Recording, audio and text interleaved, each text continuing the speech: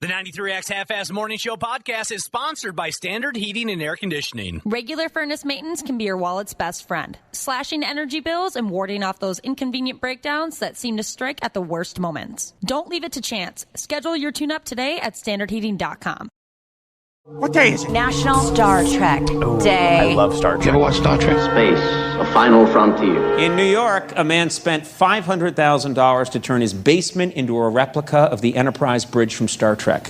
After that, he's going to build a replica of a woman. The man you've all been waiting for, Captain James Tiberius Kirk himself. Now, Bill's here to field a few questions, so just fire away. You know, before I answer any more questions, there's something I wanted to say. Having received all your letters over the years, and I've spoken to many of you, and some of you have traveled, hundreds of miles to be here, I'd just like to say, get a life, will you, people? Crying out loud, it's just a TV show. I mean, look at you. Look at the way you're dressed. You turned an enjoyable little job that I did as a lark for a few years into a colossal waste of time. Live long and prosper. Ladies and gentlemen. Scotty, beam me up. The Weekend. Yeah, I don't know. I don't know if I have it in me today, Josh. Dragging a little bit? I don't know if I can get her done. Huh? I can't do that. I can't do the dragon joke. Too immature. Too immature for that. Welcome to the program, everybody. We appreciate it. What's going on? Dragon? As soon as he said that, that's what popped into my head, too. I can't hear the word dragon without thinking of that, too. I don't know if I can get her done. I hate to say it, Josh, because we made a pact years ago that we would never go back to this life, but I think if I'm going to make it through today, I think I might need some of that cocaine that we used to take here at the radio station back in the mid-90s. I think we still have some somewhere. I don't know. Sure, it's a big building. There's doors everywhere. You could hide a lot of cocaine here. Yeah, Could. definitely. Bodies, cocaine, whatever you want, really. I think I might need to, I'll get past it. I don't want to take us down that road again. Because we were junkies there for a while. It was pretty ugly. We had a lot of good times, though, didn't we? We did have good times, but I don't think we were all together there. Star Trek Day. Josh, I never got involved. Tell me what Star Trek Day means to you. Well, as I mentioned before... You are a fan. I am a fan, and as an adult, I became a fan. I felt as a young person I had to choose between Star Wars and Star Trek, and I was a Star Wars guy. Okay. And I thought Star Trek, to be quite honest, was kind of boring when I was a kid. Sure. And then when I got older, I started to really appreciate it. The original I'd watch every once in a while when it was on reruns. I mean, it started in 1966, and it was only a couple seasons long. Right. That's why it's Star Trek Day, by the way. It premiered on this day. It did. Cool. It premiered on this day in 1966. Go ahead. And just since then, I've come to appreciate it. But I can't really call myself a fan simply because fans, like in that clip we played with William Shatner, know so much about it. They know... You don't think you could sit down and knock out a Star Trek trivia showdown? Oh, not even close. Okay. I just enjoy watching it. Sure. It does seem that a lot of, their regular fans are all super fans. If you like Star Trek, usually people are just either all the way in or not in at all. That's why I never really got into it, because I almost felt intimidated. Same here. There's so much of it, so many movies, so many series, and I knew, the Trekkies, the stereotypical Trekkie. I'm like, I'm so far behind that I was intimidated to even start it, so I never did. And I know I'll probably regret that one day, or maybe I'll go back and watch the movies, because I've heard they're fantastic. Oh, I love the movie. You'd love the movies. Yeah, I know I would. That's what I think actually got me into it. Some of the series since the original I've liked. Certainly the movies were great. Star Trek 4, wonderful. Nice. Okay. Wonderful. Never got into a lick of it, the TV show or the movies, but it'd be impossible to be completely unaware of the phenomenon that Star Trek has been for decades already. I mean, growing up, there was a kid in my neighborhood who was wild about Star Trek. And my sister followed it, I think, to a certain extent, too. When we were real little kids, I'm talking about. Did she think, William Shatner was hot stuff? I never heard her say anything erotic about William Shatner. Never once. But... Did she ever say anything erotic about anybody else? Yes, she has. Yes, she has. Don't even answer the question. You don't want me to go any further with that? No, because right now I'm going to pretend it was me. Okay. Maybe it was you. Yeah, that's why I want to leave it at that. I'll leave it at that. That's fine. I don't want anyone coming uncorked here at 5:46 in the morning. But I remember this kid in my neighborhood would sometimes run into the yard and, okay, so this is like, the mid-'70s. So Star Trek had come and gone as a current show, and it was dumping reruns on us every day, but the popularity was always there and still is to this day. So we're talking about the original Star Trek from the 60s was in reruns in the mid-'70s, and this kid would sometimes run onto our property and tell my sister, "Don't miss today's show, Spock steals a spaceship," or something, right? It was these excited updates on what was coming in the next episode of Star Trek. I remember when it dawned on me, there was a rude awakening for me, 20 years ago or so. As a lifelong Kiss fan, I thought that was so cool to be a fan of Kiss. And I would call Star Wars and Star Trek fans dorks for wasting their time on these silly television shows. Why don't you follow an all-time great rock band like Kiss? I thought there was such a grand difference between Kiss fans and sci-fi fans, and then it dawned on me, maybe isn't the right choice of words. It suddenly became obvious to me that there is no difference at all, specifically between Kiss fanatics and sci-fi fanatics. There are a lot of similarities and correlations. Like Ashley was saying, it seems to her that Star Trek fans know every damn thing about. It's the same with friggin' Kiss fans. I'm one of those Kiss fans. Some of it has escaped me now in the last 10, 15 years because they've become a clown show. But Kiss was what I'm talking about. But when I was young, it bothered me if I didn't know something about Kiss and somebody else did. And it played out in that episode of, what's the show called again? Family Guy. Family Guy. It's the same damn thing. We Kiss fans, we are just as dorky and obsessed as any sci-fi, Star Trek, Star Wars fan. Same with wrestling fans too. Well, I don't know. Oh, I would think so. Like, you're collecting all the memorabilia. You know every match. You know the date of the match. I don't. But Wapple, as a lifelong wrestling fan, I don't think that is as common in wrestling fans as it is with Kiss, Star Wars, and Star Trek. There are certainly fanatics, no matter what we bring up, pop culture, this or that, a movie, I don't see that as often in wrestling fans. Being a lifelong wrestling fan, I'm completely content in not knowing what happened at WrestleMania 11. You know what I mean? I see where you're going with that. I just don't think it's as prominent.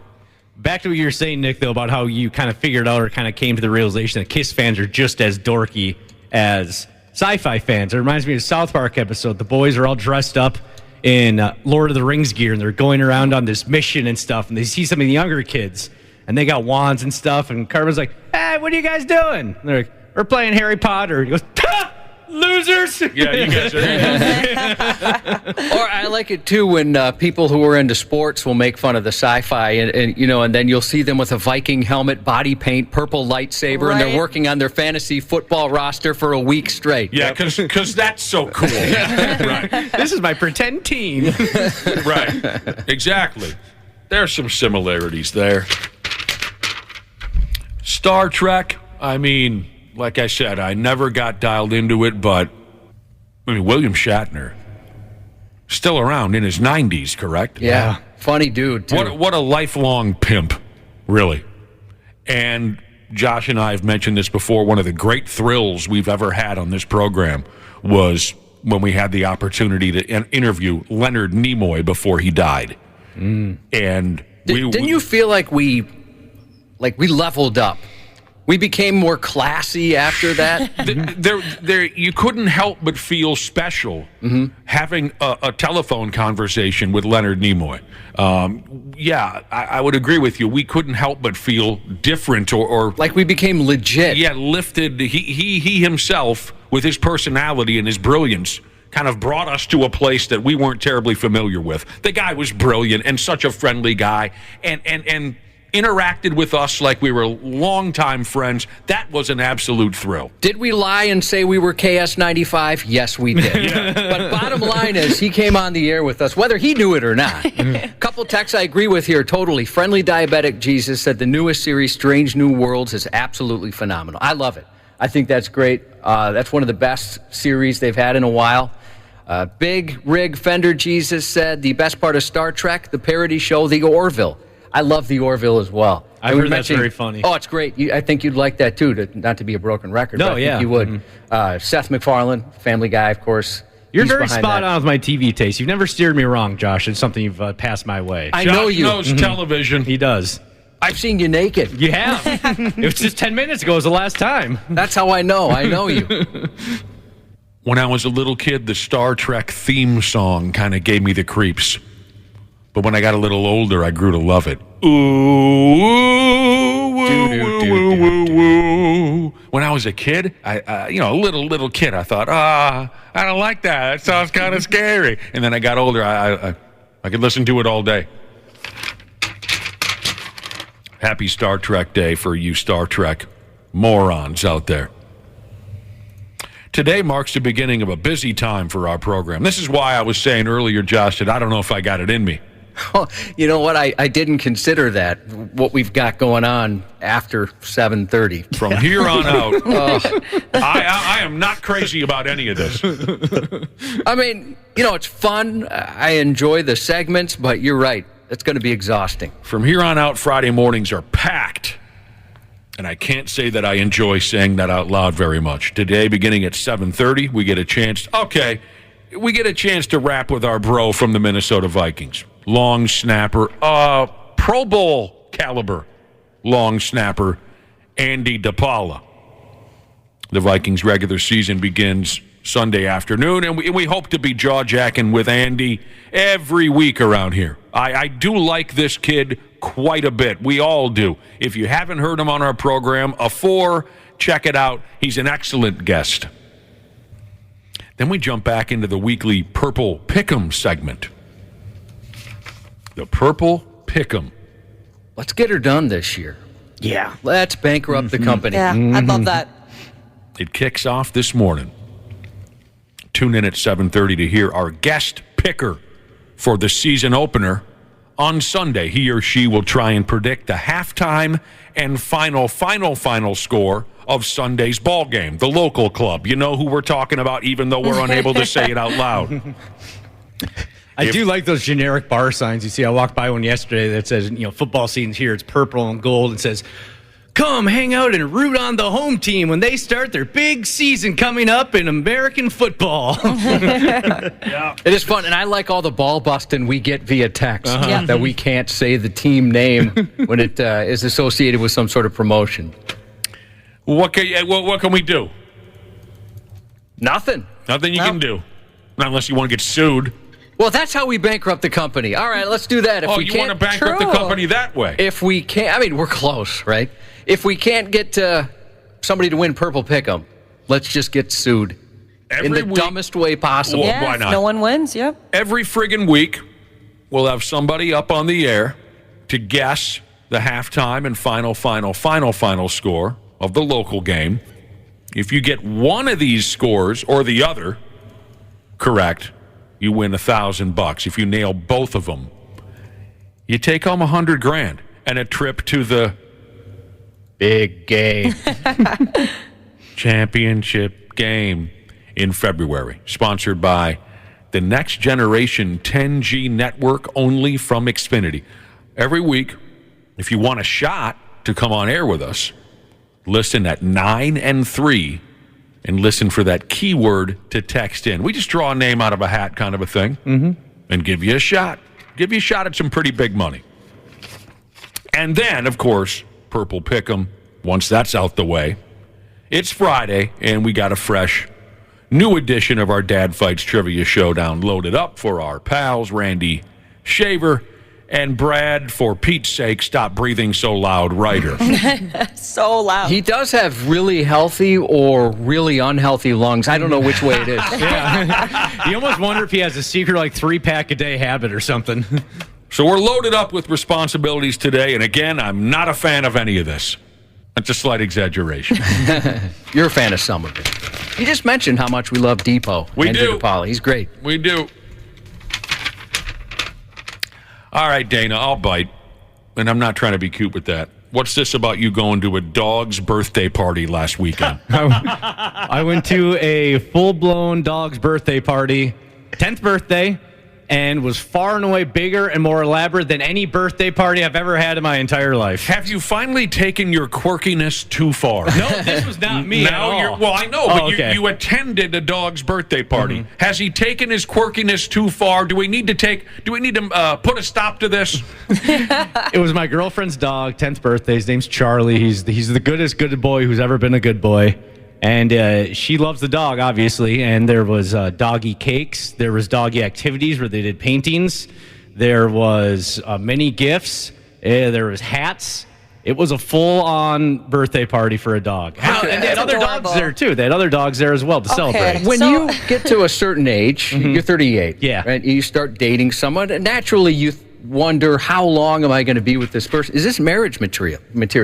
One thing you need to consider is how they are with money, because that is a big factor in certain relationships. She's terrible. She threw a dog birthday party with all those things. That's a lot of money for a 10th birthday for a dog. And you might be thinking, well, it's a 10th birthday. It's a double digits. It's a milestone. She's been doing this for years. Okay, that was my follow-up question.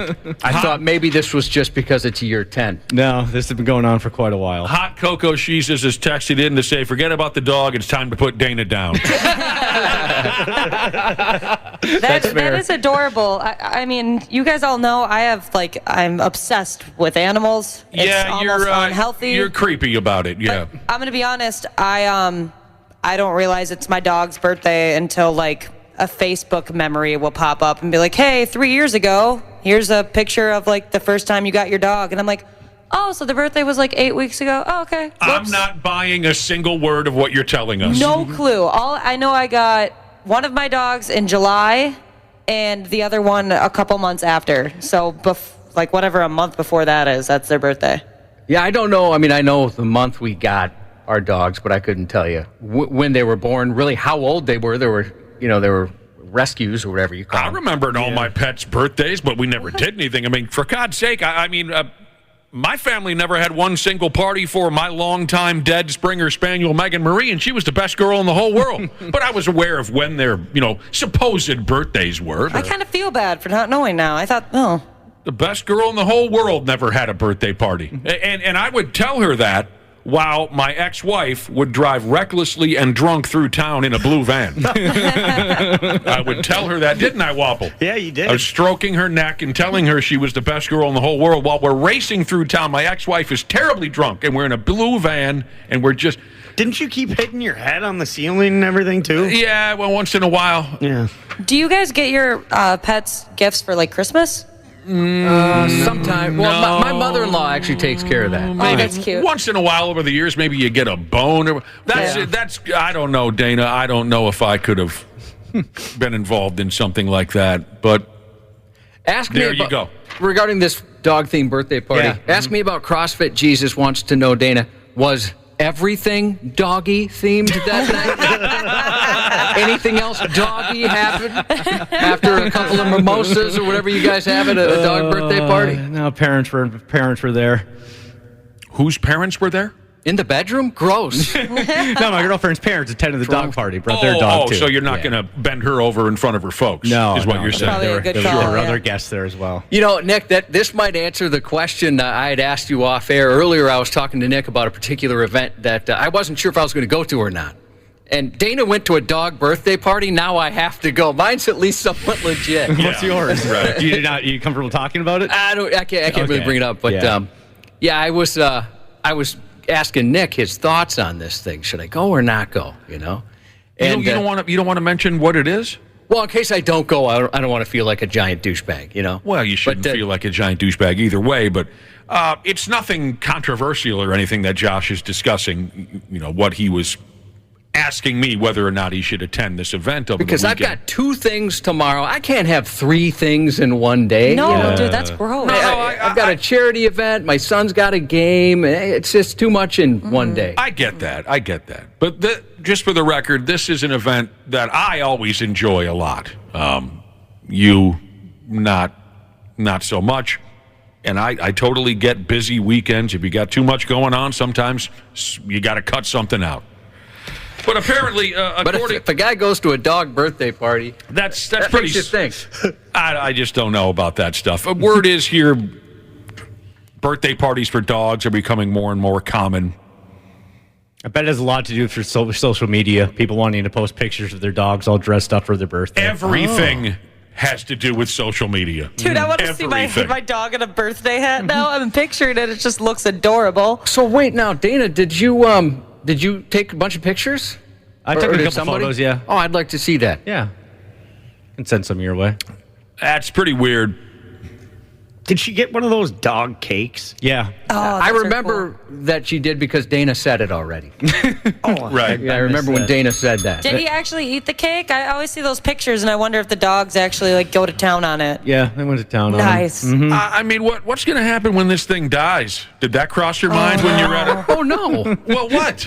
You're at a dog birthday party that your girlfriend, is that what you said? Yeah. Is throwing for her dog. There's cakes and hats and everyone. Well, dog funeral maybe? What's going to happen when this thing dies? Are you going to be people do that? Well, here's what we'll do. We'll call Wapple and his dad. Oh, yeah. Could help with part of it. I mean, are you worried there's going to be like a full meltdown, like an ungluing? It would be, yeah, it'll definitely be sad, like when any pet dies. But Well, no. Of course it's going to be sad, like when any pet dies, but come on.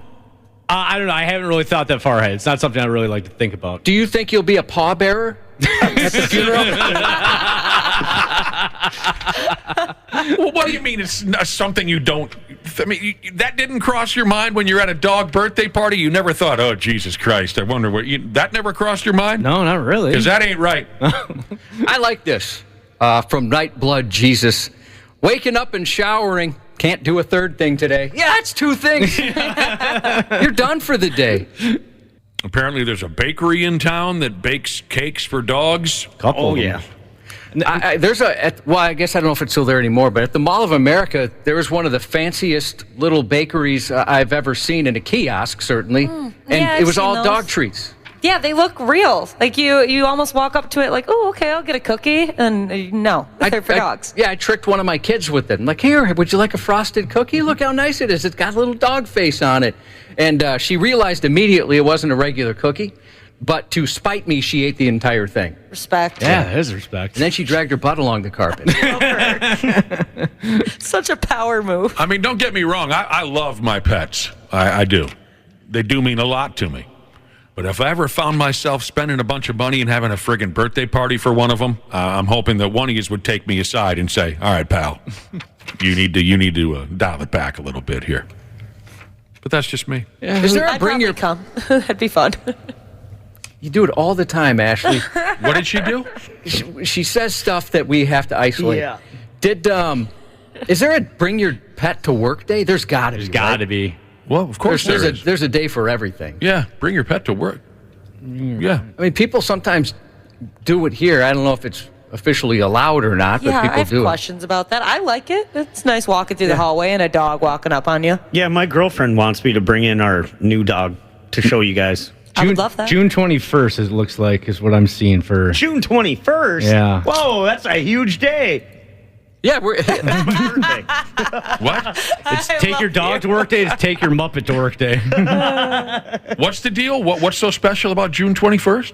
Oh, it's my birthday. Oh, that's your birthday? Yeah. Oh, well, hell, there you go. So I could have pets in the office on my birthday all the time. That'd be great. Yeah, I think all of us should bring our pets in. You know, maybe we could rotate it, or maybe we could have like a Royal Rumble. That's what I was thinking. We could have them all in at once, and then we could take one of Nick's cats and throw it in the room with all the dogs and see what happens. Oh, Minnow would be there, too. That'd be fun. I'll tell you what.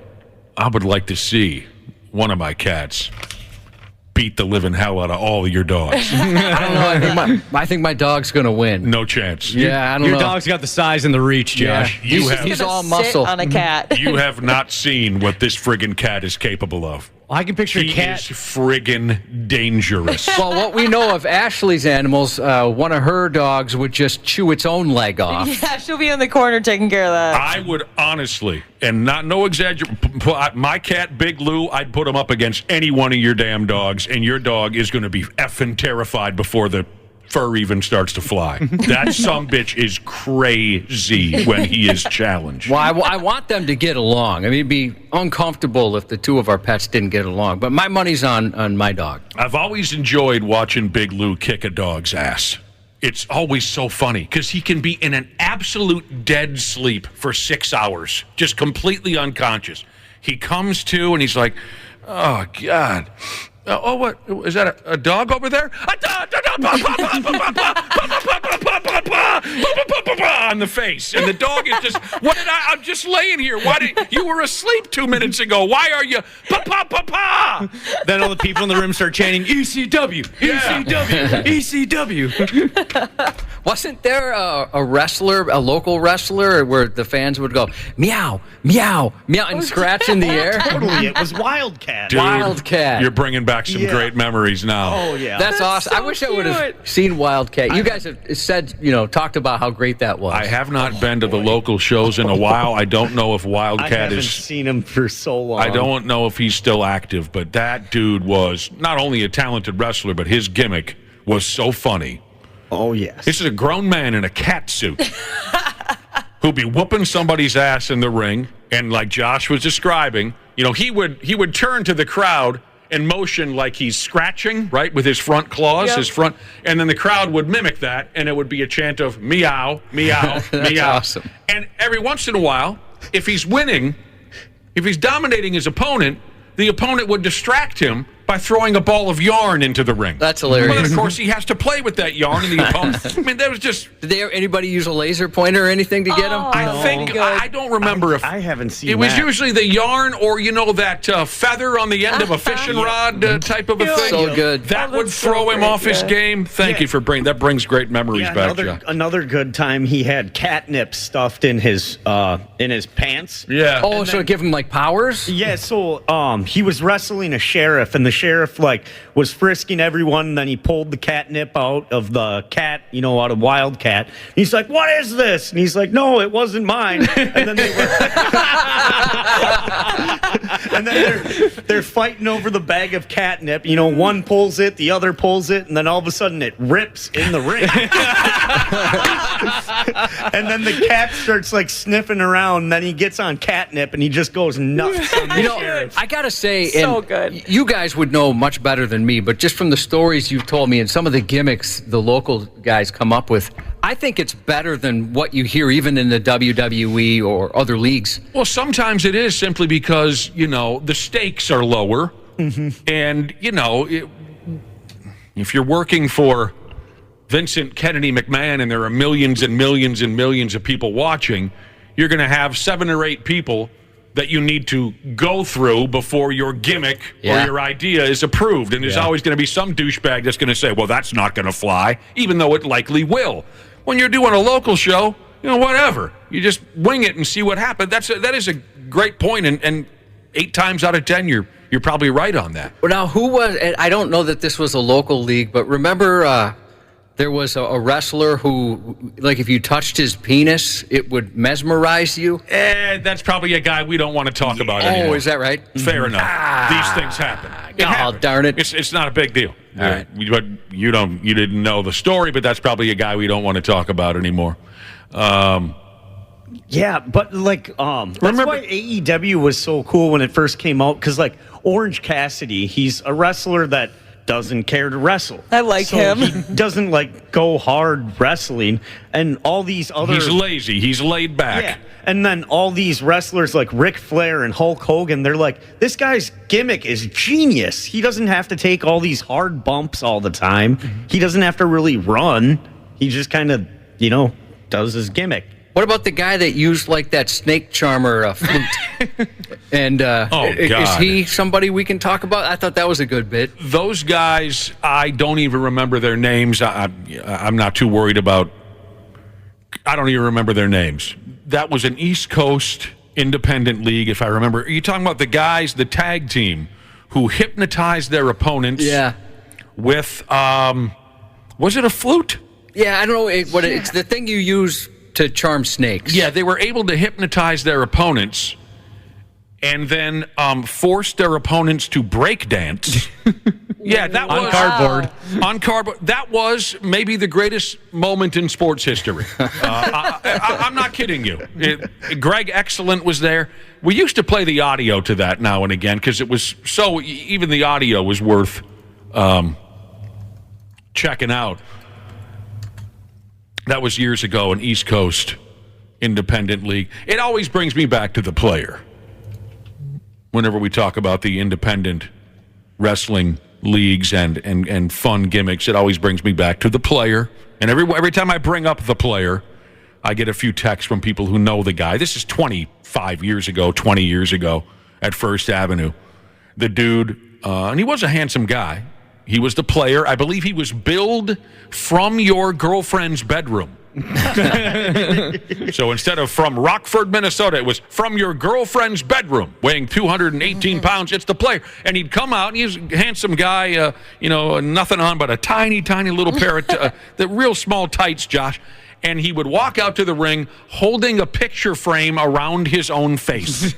So good. That's clever. That was all I needed to see to be a full-blown fan of the player. Well, you guys know how much I love Santino Marella from the WWE Yes. and his Cobra, where his arm would transform into a Cobra. And remember the one time it turned on him and it got him? Nobody expected that. The Cobra, he got himself. There were times when he couldn't even control the Cobra, and he would Cobra himself, and it was embarrassing for Santino. Okay, we got to get going. You're a terrific crowd. It's Friday. We got a lot going on, including what's coming up next. Would it be the stupid news? Yeah. That's what we're going to do when we catch our breath here on the Half-Assed Morning Show.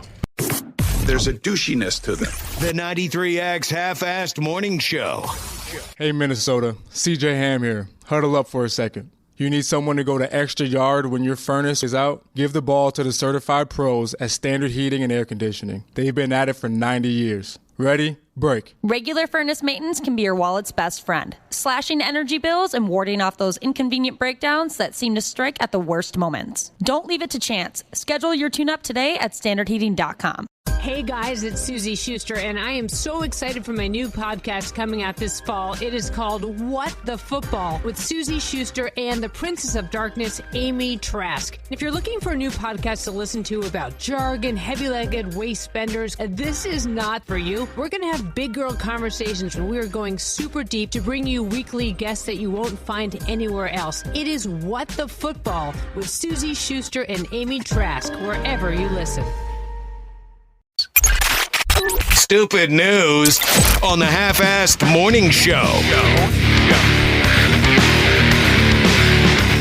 The all-knowing brother and sisterhood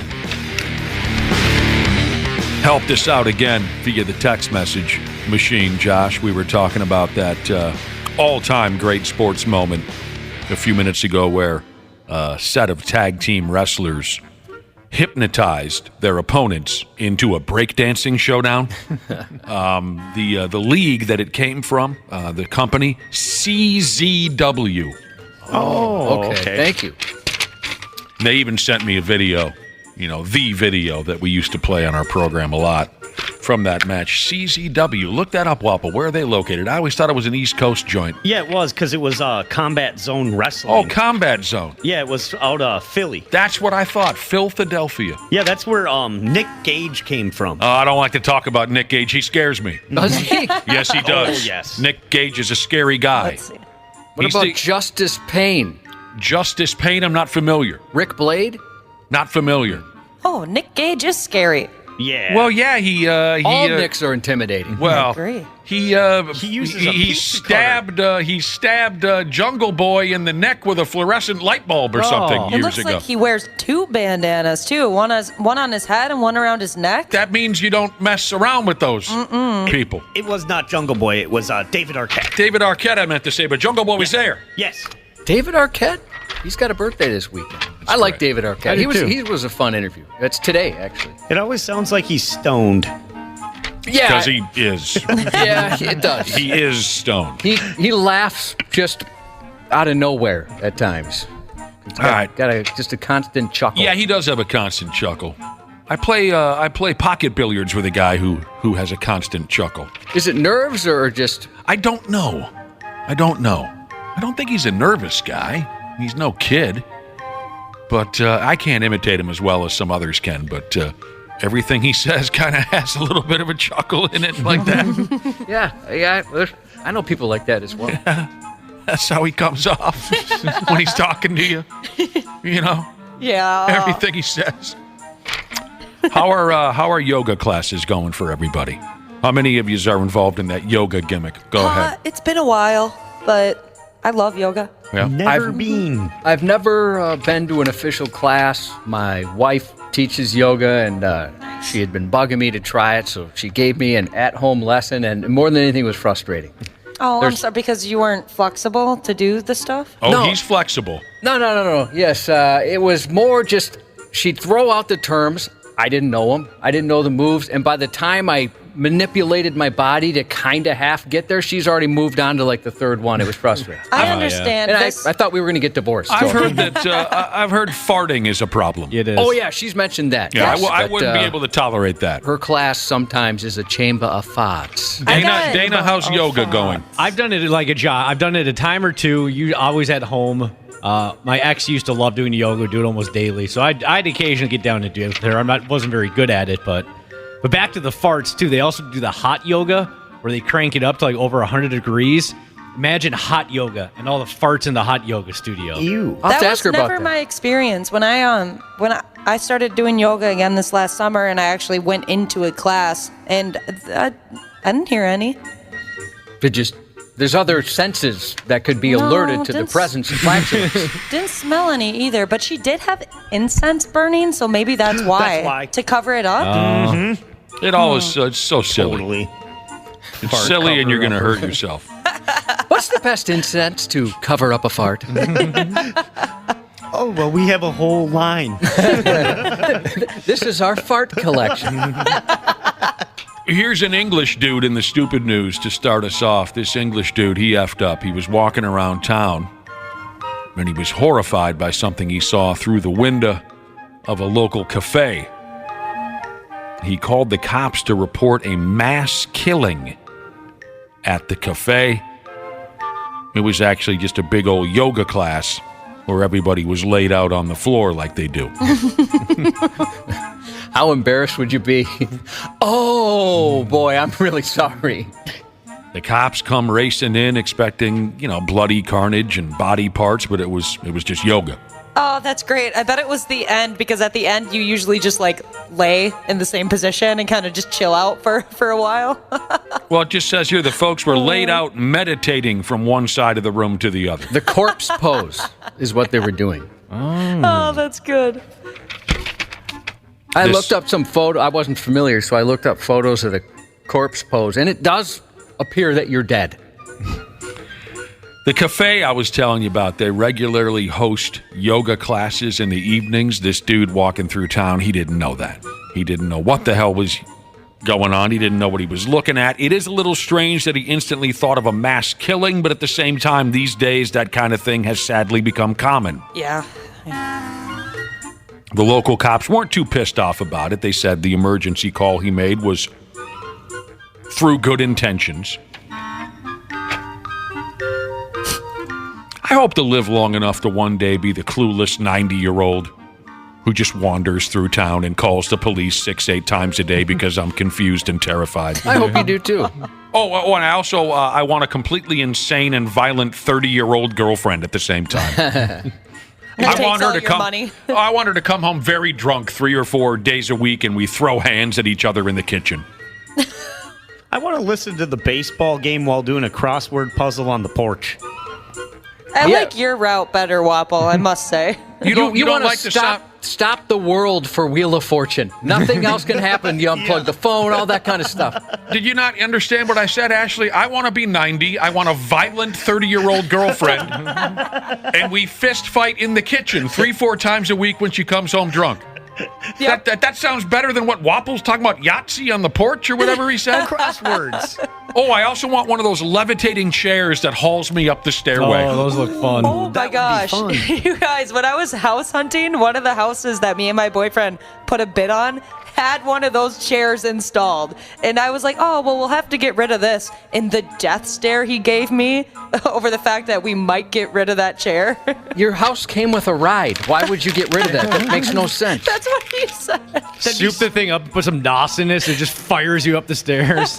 You could, all your hands are full because you're trying to bring your meal upstairs to watch TV when you eat, and then you have something that can carry your food up. Oh, that's a good point. If you're too drunk to walk up the stairs or down the stairs, more dangerous maybe. A buddy of mine had his grandmother living with him, and she was so friggin' ancient. He built her an elevator. Oh, wow. Whoa, that's sweet. Yeah, she had an elevator. Yeah, a friend of mine, he was working on a house just a couple of weeks ago. They had one of those chairs that went up, and he said, when the homeowners weren't around, they'd be riding that sucker left and right. I bet. Yeah. They found her dead in the elevator. Oh, geez, is that a true story? He was pressing the button forever. He's on the lower level. He's like, I can't use you. He's pressing the button forever. It wouldn't come down because she was dead. Is that for real, Skis? Yeah. Well, she was older than hell, for God's sake. Well, no, sometimes you say that stuff, and then you're like, nah, I'm just kidding. She died in the elevator. Oh. Did she enjoy the elevator for a while? Well, hell yes. Who wouldn't enjoy an elevator? It's the dumbest question I've heard all day, Wobble. You mean like it was her first time riding it? Yeah, did she only have it for 2 months and then all of a sudden, unfortunately, kicked it? She got plenty of rides on the elevator. Don't feel bad for Grandma. Cool. I'm on board. What do you do? I mean, you just sweep her out? I mean, you got to ride that elevator. So. In her memory. That's the way she'd want it. Yeah, one last send-off. Have you ever seen an elevator in a house? I never have in real life. No. This is the only one I ever saw. Yeah, no. They hung a picture of Grandma in that elevator. That's pretty cool. The picture that they took when she was dead. She was dead. This is how she went. Yeah. She was kind of tipped over. She looks so peaceful. But the door keeps hitting her on the head. It can't close. Ding. Ding. Well, that's why the guy, he couldn't get upstairs. Yeah. Well, who the hell's in the... Grandma's the only one who uses the elevator. And he goes up the stairs. He's kind of pissed off. Jesus Christ, got to take the stairs. Ah! Who are you holding the door open for? That was the picture they put in the elevator. Josh, I'll be honest, I don't know if any of that's true or not. I don't know if you're messing with us or not. Josh, have you seen my ancient human skull? No. You know my ancient human skull, right? Yeah, I bring of it out of my storage room whenever I have people over for beers. I take it with me in the car. I can't find it. Did you check next to your unicycle and tarantula? Or your acoustic guitar? I'm just running through all the things you like to bring to a gathering. If I were to retrace my steps, I went to Arizona. I swung by Goodwill to drop off some oversized, really, really blue jeans. And ever since then, I can't find my skull. A Goodwill manager in a town called Goodyear, Arizona, was sifting through a donation box a day or two ago, and she found what looks like a human skull in the donation box. Who's in the box? What's in the box? What's in the f***ing box? She called the cops, and they gave the skull to the medical examiner's office so maybe they can figure out whose skull that is. It's pretty intact. I didn't expect it to be just like, I don't know, usually when you get these kind of stories, it's just like a little half skull or something. You can't really make it out, but yep, this is definitely a skull. Didn't have a jaw. It did not have a jaw? Yeah, the bottom half is missing. I would say that's not intact, Ashley. Now they got to find the person who has the jaw and put them together. Maybe that could be the start of like one of those Hallmark romantic comedies. They have a meet cute by matching skull pieces together. I'd watch the heck out of that. Like those best friend bracelets. One says best, the other person's wearing the friend, or the necklaces, I mean. They have a meet cute? That's what they call it in movies and TV shows where they meet under like coincidental circumstances. Yeah, like say the boy bumps into the girl carrying books and she throws her books everywhere. I'll be damned. Is she also really ugly, but then all of a sudden she just takes her glasses off and she's a supermodel? Yep. I do have a question, though. Did they put a fake eye in this? Ashley, she died in the elevator. I don't have any other information than that. I was told the story secondhand. I wasn't there. You had a question about what? Did they put a fake eye in it? In what? In the skull? It appears that way. Why? There's an eye in the skull? Yeah, Yes. it looks like a glass eye or something. Well, it was the Goodwill. They took maybe they got a Halloween section. Somebody was playing games. I don't know. That's what it looks like. There. Yeah. Those teeth are jacked, too. I know. Did this person, when they were alive, they had bad teeth? I don't know if they're real or not. Take a look at that. Ooh, wow. Yeah, and consider the source. That's someone put a rubber eyeball in there for laughs, like they did to Grandma in the elevator. Yeah, his teeth. It makes me believe it was a British person. Well, that is what the offensive. hell kind of comment is that? What the British people ever do to you? Are there any other just styles of people you'd like to go after this morning? Oh, just maybe the when British? you die, maybe you'll die in British, right? And then they'll say. in British. And they can't identify you. Maybe they'll say, well, it had a tiny pecker. I assume it might be from the Wapple family of Minnesota. Specific. And his head is very small. That's terrible what you said. The cops there in this town in Arizona, they say this Scully skull, they say it looks historic and ancient, like your mother's. They also said they don't believe that this noggin is linked to any kind of a crime. What a fascinating, isn't that a fascinating mystery? It is, yeah.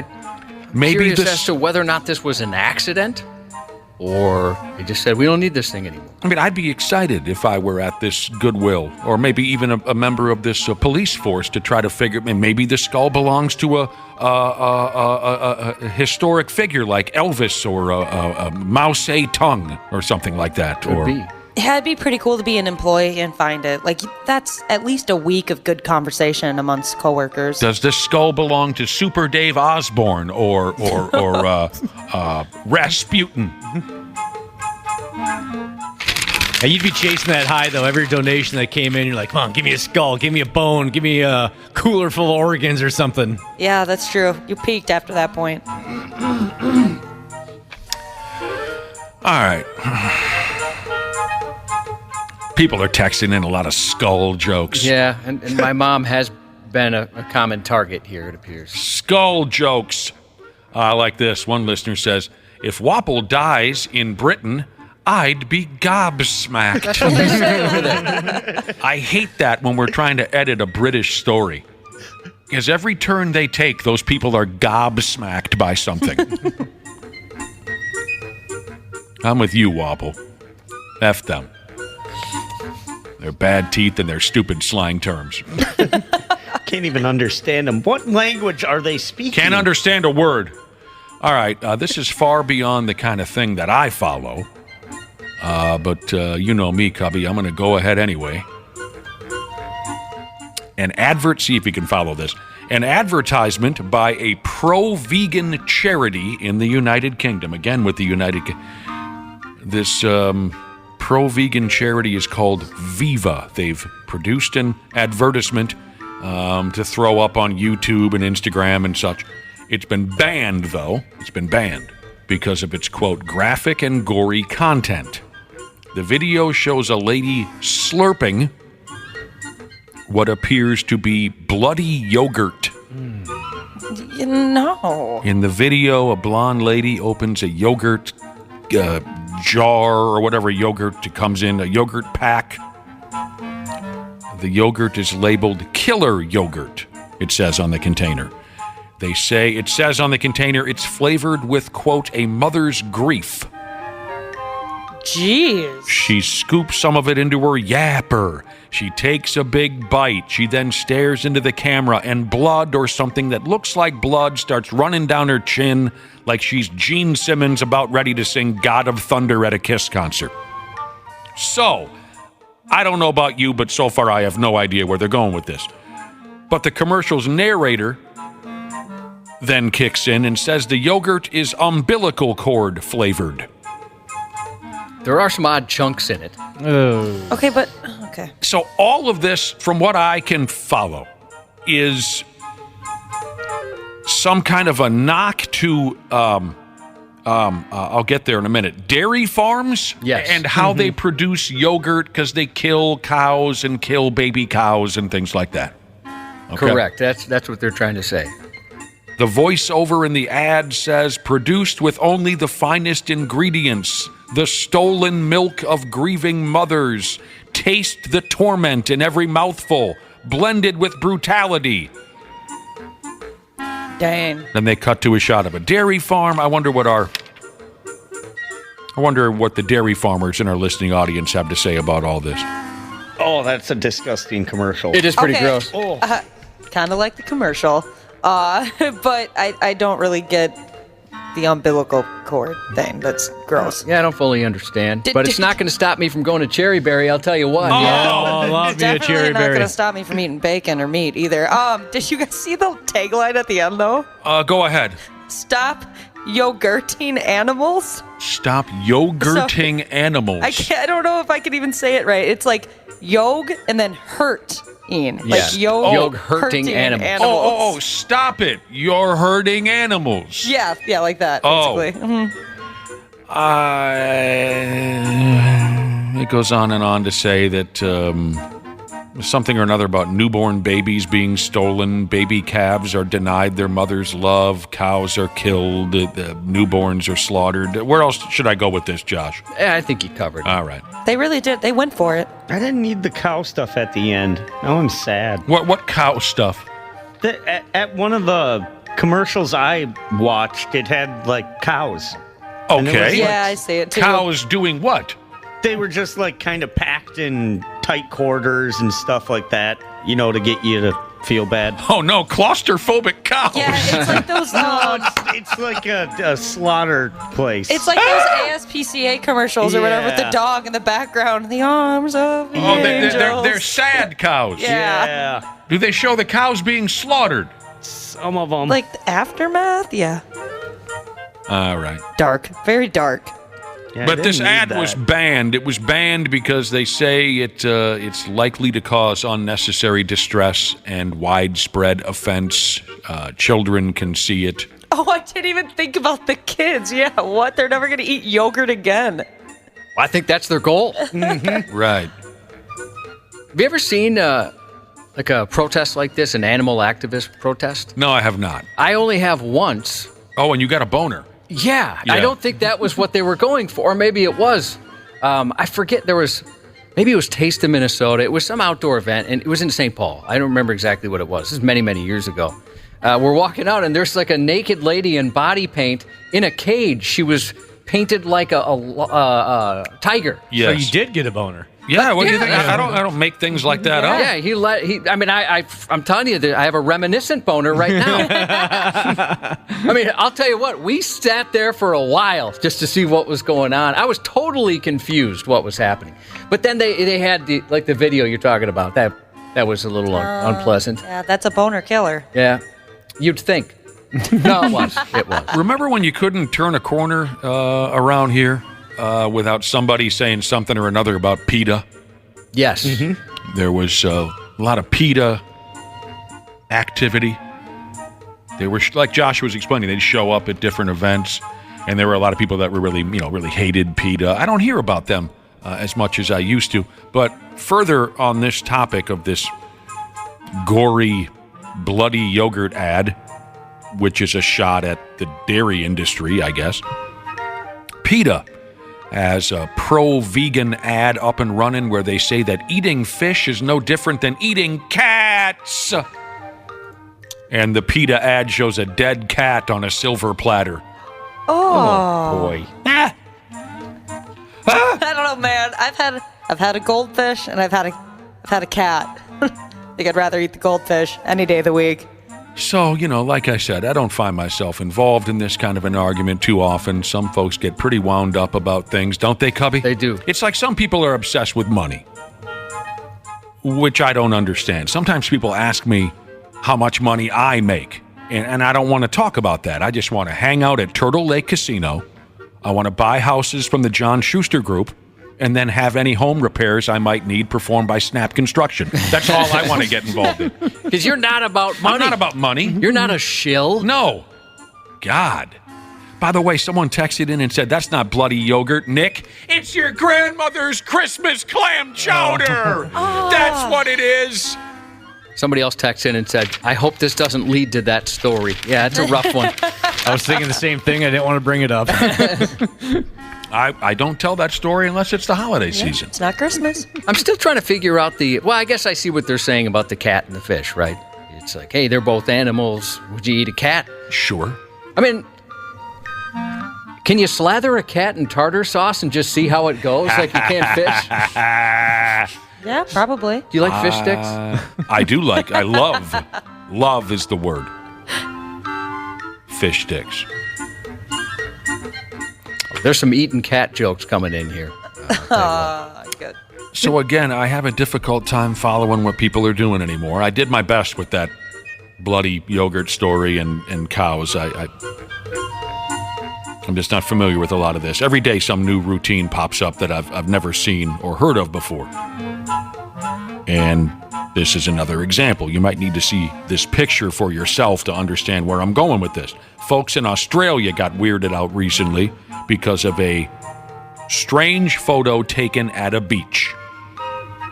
The picture shows a large number of people all dressed in dark clothing. They're all standing perfectly still, scattered out along a beach. They're all staring out into the ocean like they're in a trance. Like that awful Marcus Wahlberg movie, The Happening. I was just going to say, it reminds me of an M. Night Shyamalan movie. Where when the wind blows into town, everyone's paralyzed for a few seconds and then they kill themselves. Some local took the picture. They tossed it up on Facebook to see if anyone knows what the hell these folks were up to. They're standing on the beach. They're staring off into the distance. They're completely still. Social media knobs called it weird, creepy, scary. Some said it looked like a zombie movie. Some wondered if it was a cult. New guys in the corner puking his guts out. One person said it could be an alien invasion. They're waiting for the mothership, they said. But the friggin' word is, there's apparently nothing to be scared of. These folks standing all still on the beach, staring out into the nothingness, are dialed into a wacky new mental health exercise. It's called walking meditation. Where instead of sitting down to meditate, you walk around. You stand still at different times. And then eventually, you lie smooth down on the ground. So it might look like you've suffered head trauma, but you haven't. If you try this walking meditation, you've heard this stuff a million times. They say it helps with reducing stress and depression levels and anxiety and panic attacks and this and that. It kind of sounds like just like a regular day, you know? Walking around in a trance and standing still for a usually brief there's a cell phone in front of you, though. Yeah, you walk around for a while, you stand still a couple times, and then eventually, into the end of the day, you lay down. All right, I think I got time for one more. So keep an eye out for that in town. What did they call it again? I threw the story away. Walking meditation? Walking meditation.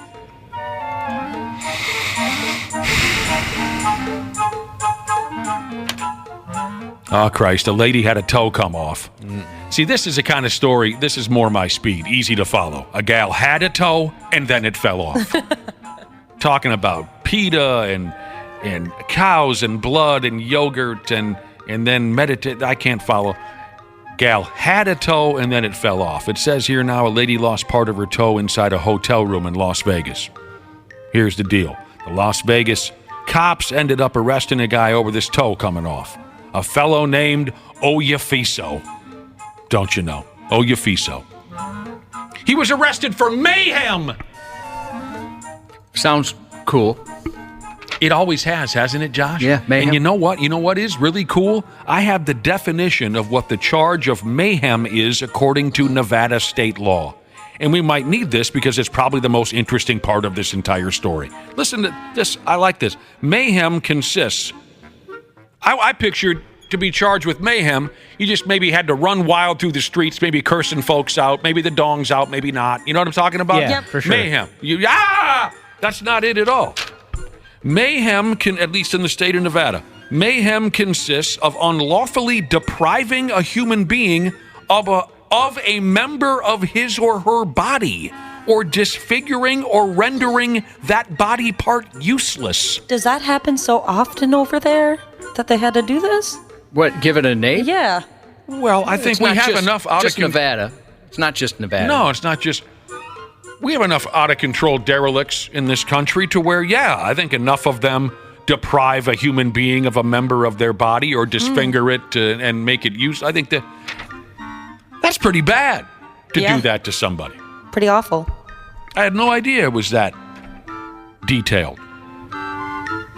That specific. So anyway, it's a Las Vegas story, so I'm going to go ahead and assume there were drugs or hooch at play here. To cut to the chase, this lady and old Oyafuso were in a hotel room together. They had met earlier in the night. They were loading up to go over to the Boom Boom room together. Some kind of effing scrap happened, and Oyafuso allegedly slammed the heavy hotel room door on the lady's toe, and her toe fell off.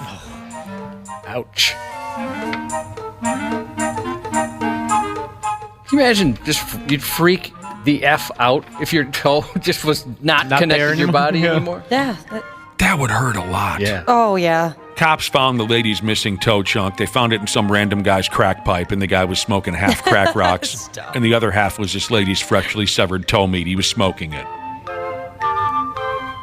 And then his grandma died in an elevator. We'll be right back on the Half-Assed Morning Show. Sports on the 93X Half-Assed Morning Show. You know what? Go Tigers! Because you know what? We're the best team in the nation. Best team in the nation. You know what? We're going to go out there. We're going to beat them Knowles. And that's going to be the end of it. Go Tigers. Bama. Saban. Let's go, baby. Your middle name That is was Saban. good. His middle name Wait, is your Saban. middle name? Hey, my name is Saban. Why? Saban because that's the old LSU. Because LSU in 2000. Oh my God! Your parents didn't think that far ahead. Oh my God! He's a Saban. Oh my God! I will never argue with the fact that my middle name is the best coach of all time. What are you rapping Your about? parents named you after a coach that left. All right, college football dorks, this one's for you. This kid here in the audio, he's an LSU fan. Okay, so last weekend LSU played Florida State. So before the game, someone puts a mic in this kid's face, and he's doing his cliche college football screaming and yelling about how his team's going to beat Florida State. LSU's going to beat Florida. And then they find out that this kid's middle name is Saban. I love that his buddy busts him. Yeah. So, Nick Saban is the head coach of Alabama, who is an arch rival of LSU.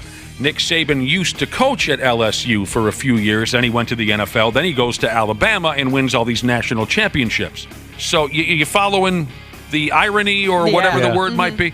So then the kid's trying to defend himself and explain himself, and so now it's been outed that there's a kid on the LSU campus whose middle name is the same as the last name of a rival head coach. They've probably already thrown him out of the dormitory.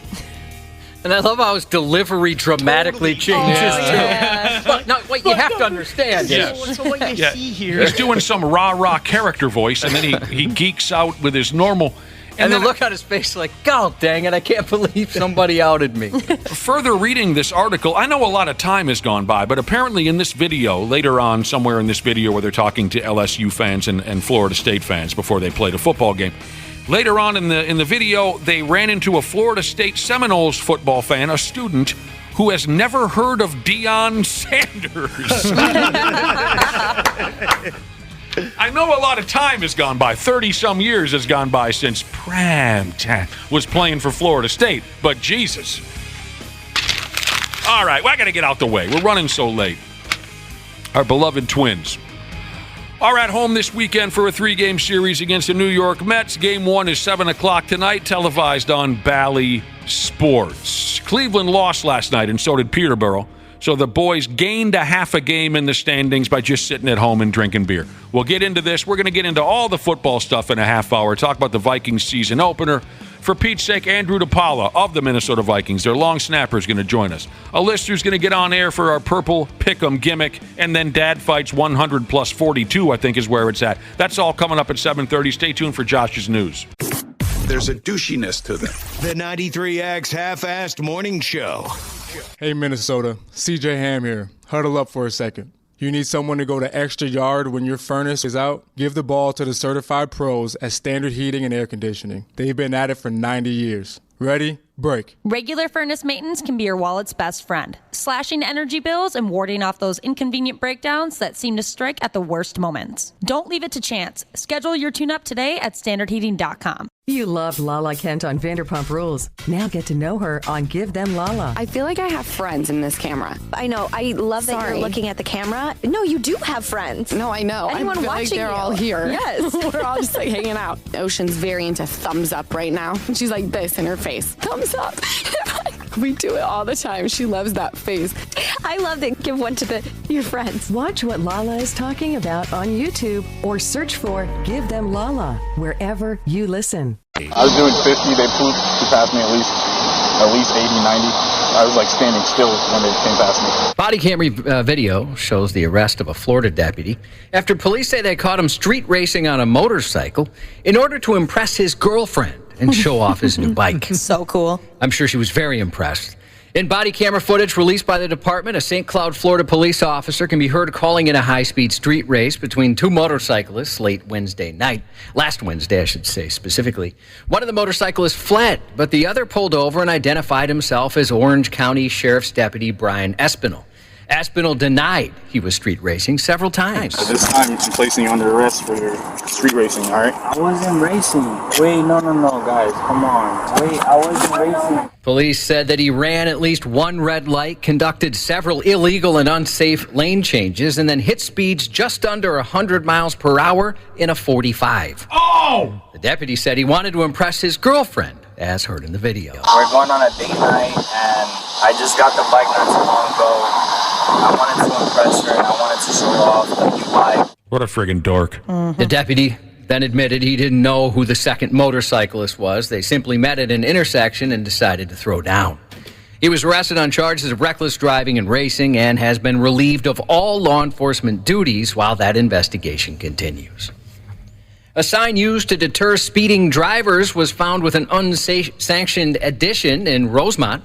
According to a Facebook post by the Rosemont Police Department, someone added the top score sign above its speed meter, which was eventually taken down on Wednesday. The department said they saw some humor to it, but said you just can't do stuff. Deputies in Pierce County, Washington responded to an odd call Wednesday involving a van with the words, "Want some candy?" spray painted on its side. Can't do that. Not something you necessarily want to see in your neighborhood. And worse, the van was found parked next to a busy school bus stop around 6 a.m. Students at Armstrong High School in Plymouth resumed classes yesterday after an unexpected sewage backup forced school officials to cancel classes the day before. You may remember we talked about this story earlier in the week. Officials said the cause of the backup was a combination of non-flushable items, including wet wipes, paper towels, and because it's 2023, vape pens. Really? They're throwing People were flushing vape pens. Aren't those expensive? I've accidentally flushed a vape pen or two before. Did it fall out of a pocket or something? Yep, and that is one of the most depressing things because it's always been after I buy a new one, so that I'm like, okay, great, there goes You $30. flushed more than one vape rod down a toilet. Yeah, two. You wear it around your back pocket? No, yeah, I'll have it in my back jean pocket, my butt pocket, or the last time it happened, it was just in my hand, and it just slipped out and went directly into the toilet. Oh. You can vape and go potty at the same time? Yeah. Pretty sweet. Multitask. A gender reveal stunt in Mexico went tragically wrong over the weekend, resulting in the death of an airplane pilot. Jesus Christ. Video shows the plane releasing pink smoke as it flew over a couple waiting in front of a sign which reads, "Oh, baby." surrounded by pink and blue balloons. The recording captures the moment the plane's left wing appears to collapse in on itself as the plane flies away from the group below. Video shows the expecting couple watching a plane soaring above them. It fired off pink smoke, revealing the birth of a baby girl, but then it crashed suddenly. You can see the left wing snap upwards, sending the plane spiraling out of control. It fell into a nearby field. We kept running out of time this week, but I forget, did I send this to you, Ashley, to post maybe on Wednesday? Probably. I think we put it up there. I'll have to push it to the front. Yeah, so crazy how this happened. Everybody who was at this silly reveal party watched this guy die in an airplane? Yeah. And was there more than one people in the airplane? No, just the one. But it's weird. The wing just kind of collapsed. No further injuries were reported as a result of the accident, and authorities said the cause of the crash is not clear. The debate around gender reveals has heated up in recent years thanks to a series of accidents and mishaps linked to the parties. While many people stick to cutting into a colored cake or popping a confetti-filled balloon, larger displays have ended in destruction and tragedy. In 2020, one California couple's reveal sparked a massive wildfire in the San Bernardino National Forest, killing a firefighter attempting to battle the blaze. The pair were later charged with involuntary manslaughter and 29 other crimes. In 2017 and 2020, two similar events started fires which burned 45,000 acres in Arizona and then 10 acres in Florida. In October 2019, a woman died after being struck by debris from a gender reveal party-related explosion, while another event the following month saw a plane crash in Texas. In February 2021, a father-to-be died when a device used as part of a gender reveal exploded. Earlier that month, another man died when a cannon exploded during a similar stunt. Also in 2021, a plane meant to fly a banner announcing the gender of an expectant couple crashed and killed two individuals in Cancun. You better be naming the babies after these people. Yeah, I agree, 100%. If you don't name the babies after these people who died at your gender reveal party, then you're a cold-blooded person. I would just assume that, my pregnancy was cursed. Oh, I hear what you're saying. Yeah, like something bad was going to happen now, yep. Yeah. Or my baby was going to be like a devil baby. 11,000 out of the 30,000 runners at last month's Mexico City Marathon have been disqualified for cheating by cutting out sections of the 26.2-mile course. Marathon cheating is not exactly unheard of. In fact, offenders include some of the world's most acclaimed athletes, like an Australian ultra-marathon runner who was accused of using a car during a race in April. A car? Or another runner who allegedly hid in a porta potty to avoid running several laps. However, this year's Mexico City Marathon may have set a new record for the highest number of disqualifications due to suspected cheating. More than 1 out of 3 participants were disqualified for using various means of transportation to cut out sections of the race. They got bicycles, skateboards, what do you call those things? Segways? Hoverboards. Yeah. An investigation began when organizers received several complaints regarding runners using cars, public transport, and bikes to cheat during the race late last month. When checking data trackers that monitor whether participants pass through all sections of the marathon, they found thousands of runners had not actually completed the entire event.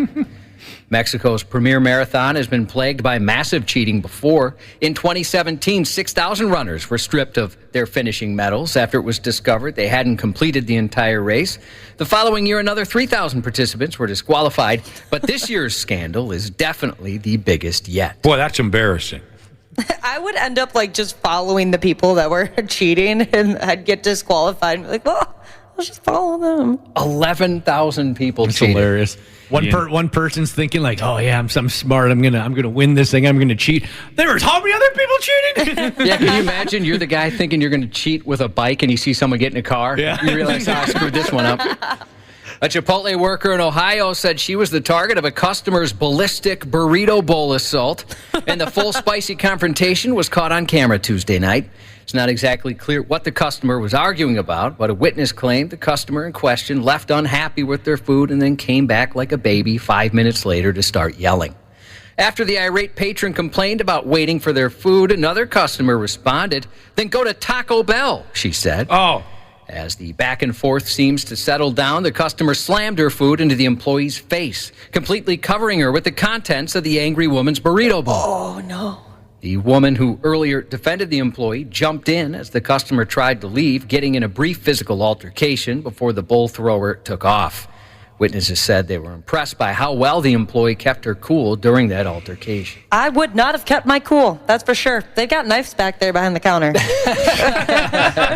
It's true, then they're big knives, too.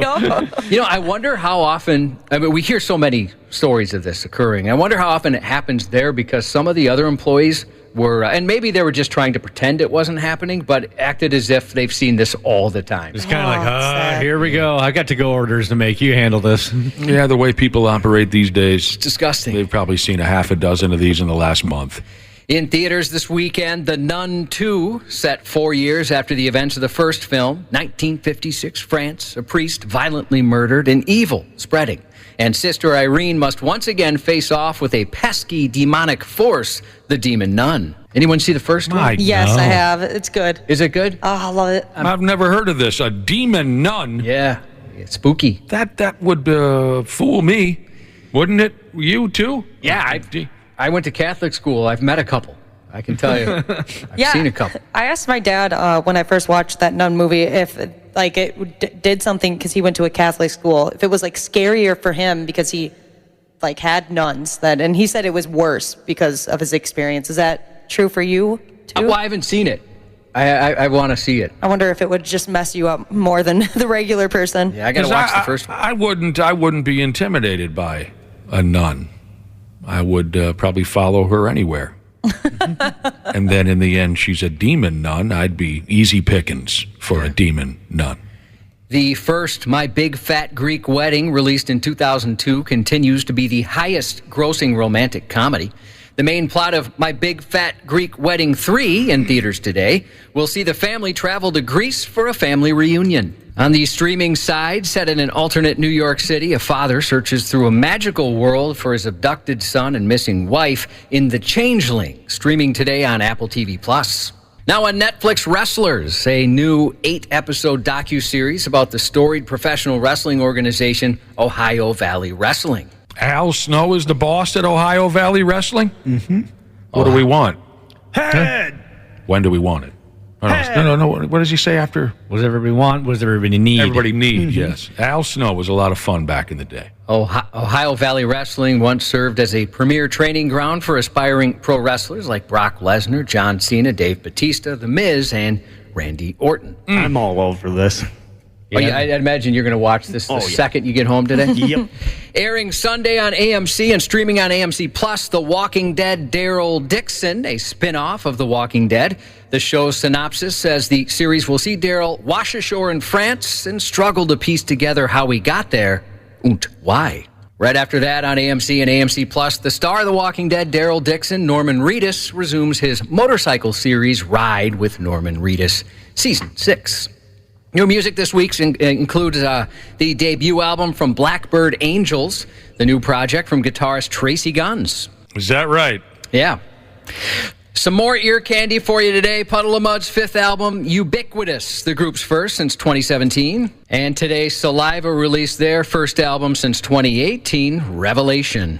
For the rest of what's new in music this week, check out 93x.com or our playlist on Spotify, if you would.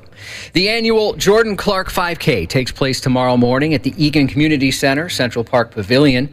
The event benefits the Jordan Clark Foundation, a nonprofit dedicated to ending suicide by removing the stigmas associated with mental health and well-being.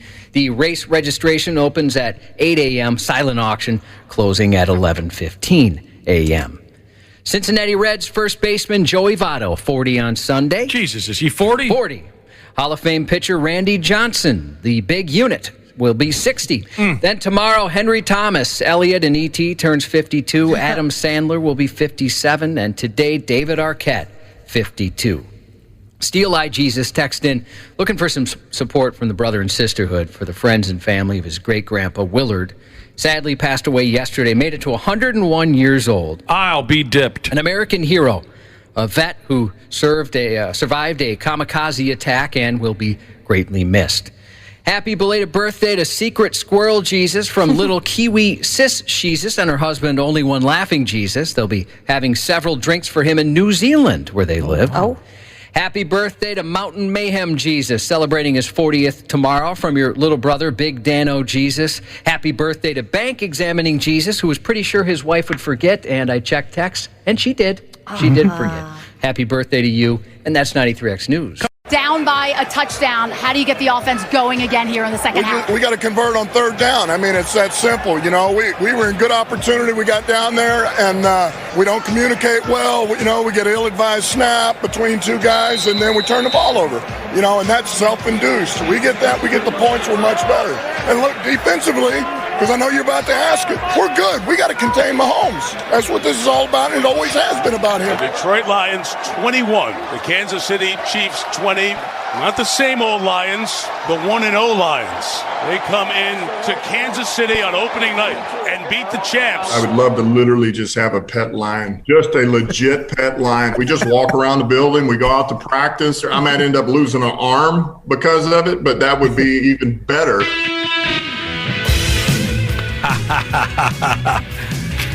1991, White Lion. Love Don't Come Easy from the record Main Attraction. The song rules. Went platinum 0 times, I imagine. I don't think this one sold that well. Here comes the fat part of our program, and that's not a knock on Randy Shaver's obvious recent weight gain. Whoa. What? But it's all in the butt. It looks great. Oh. He wears it well. It's busy from here on out. We've buried ourselves in current and former athletes. The formers, Randy Shaver and Brad Ryder. Guys. Good morning. Good morning. Good morning. You know, Randy, I'm just kidding. You look like a damn teenager. I'm a rock star at 64. With a big fat ass. You know, Randy, we do get texts on that from Randy Shaver sighting saying that you're looking swole and cut. You look like a teenage kid. And by damn, here's our first crack at what we hope is a weekly visit from Pro Bowl long snapper Andrew Depaola of the Minnesota Vikings. Hello, Depo. Fabulous. Hey, guys. Thanks for having me back. Yeah, nice to have you back. Hey, good morning. We are happy to have you back, and like I said, we hope we can let her buck all season long. Here we go. You got to get started for real skis on Sunday. How you feeling, son? I'm excited. It's finally back. We're finally in a normal game week, and I get to go out and hit somebody that's not my own teammates. Right. Every year, I bet practice and training camp gets more and more tedious. You know, you don't want to. You've been around for a long time. Friggin' practice, friggin' training. You can't wait to get to the real stuff at this point. Yeah, that's actually a good question. Is it kind of worse the longer you're in the league? Because you've done it so many times. You hate it, don't you? You hate it. I'm not going to say I don't. I don't hate it, and it's long and monotonous, and the practices are tough. But every year that we're in training camp, I'm reminded of how much I need it to get me ready for the upcoming season. We practice so well here, and the guys, the KO does a great job of preaching how we're supposed to practice as a team and get each other better. And our special teams coordinator, Matt Daniels, he does the same thing, and he's got these great drills for us. And it really does make me a better player. And I mean, as much as that sounds, corny or like I'm just kind of towing the line and saying it, but it really is the truth. I mean, it really gets me ready for these games, that actually matter besides the preseason games. I'm hearing you. You said, whenever you start training camp, it reminds you instantly that you need it. So are you saying that? I mean, do you put on some weight in the off season? I don't know. You guys probably try to stay in shape all year round, but you got a bagel shop. You probably had a couple of everything bagels here and there. Bagel. I know you try to stay in shape, but was there a moment during the off season where you looked and said, "Oh my God, I cleaned out 3 Tombstone pizzas this afternoon"? Actually, if you can believe it, I go the other direction. I lose weight. I go down. You do? Oh. Yeah. I don't eat as much in the off season. I'm not as active, but my diet, my eating habits change, and I'll actually go down, anywhere from 10, 12 pounds. So you're eating more during the season just to stay heavier, or just you probably have to eat more? You probably have to eat more during the season to keep your weight up because you're more active, right? Both, yeah. So I'm eating more just because I'm active, and then also I'm just trying to keep my weight up during the year, during the season. Are you a bigger guy this year than you were coming into last year? No, I'm about the same weight. Are you better? Did you get any taller? Are you better looking? I think I get better looking, but that's a question for my wife, and she's probably rolling her eyes right now. Did you get hair extensions or anything? Is there anything different about you? No, I kept the hair the same. All right.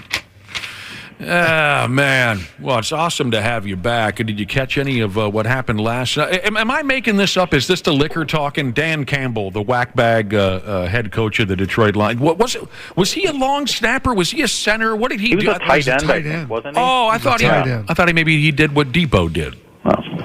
Nobody can do what Depot does. Well, no. I don't know his background, if I'm being honest, so I can't answer that. No, these guys got it right. I think he was. He's a tight end. Have you ever met the guy, Dan Campbell? No. We played him twice, but I never got a chance to meet him. He wasn't hanging around the Pro Bowl festivities or anything? No, I don't think so. The friggin' Lions in your division, they haven't lost a game yet this year. Unstoppable. Does that make the Chiefs the worst team in football right now?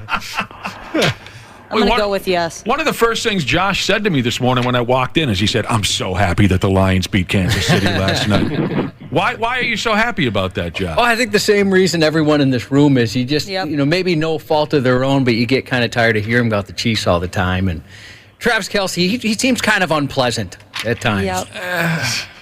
Maybe a little full of himself. You know how they have like the 20-minute or 30-minute thing beforehand about like the Super Bowl and all that, about how the Chiefs won the Super Bowl and they did like the banner unveiling. Sure, unveiling is how you say it. No, I think it is veiling. You were on a treadmill. You were watching the banner unveiling. Yes. That made me hate them even more. I was like, shut up. Let's just get the game started. Well, let me ask you, Andrew Depaola, are you too close to the scene? Are you too inside the industry to feel the same burnout that we fans do on certain players and certain teams? For Christ's sake, I've had enough of this or that. Probably. So you don't watch television and see another effing television commercial starring Travis Kelce or Patrick Holmes. What's his name? Mahomes. You don't roll your eyes and go, all right, enough already. If I'm being honest, I have a 4-year-old, a 2-year-old, and a 4-month-old. My TV consists of Coco Melon and Miss Rachel. Miss Rachel. I was going to say that, yeah. Kids programs. So I couldn't tell you the last time I actually got to sit down and watch regular TV, what I wanted to watch. What about Netflix? Did you watch Kirk Cousins on quarterback? Did you get a chance to watch that?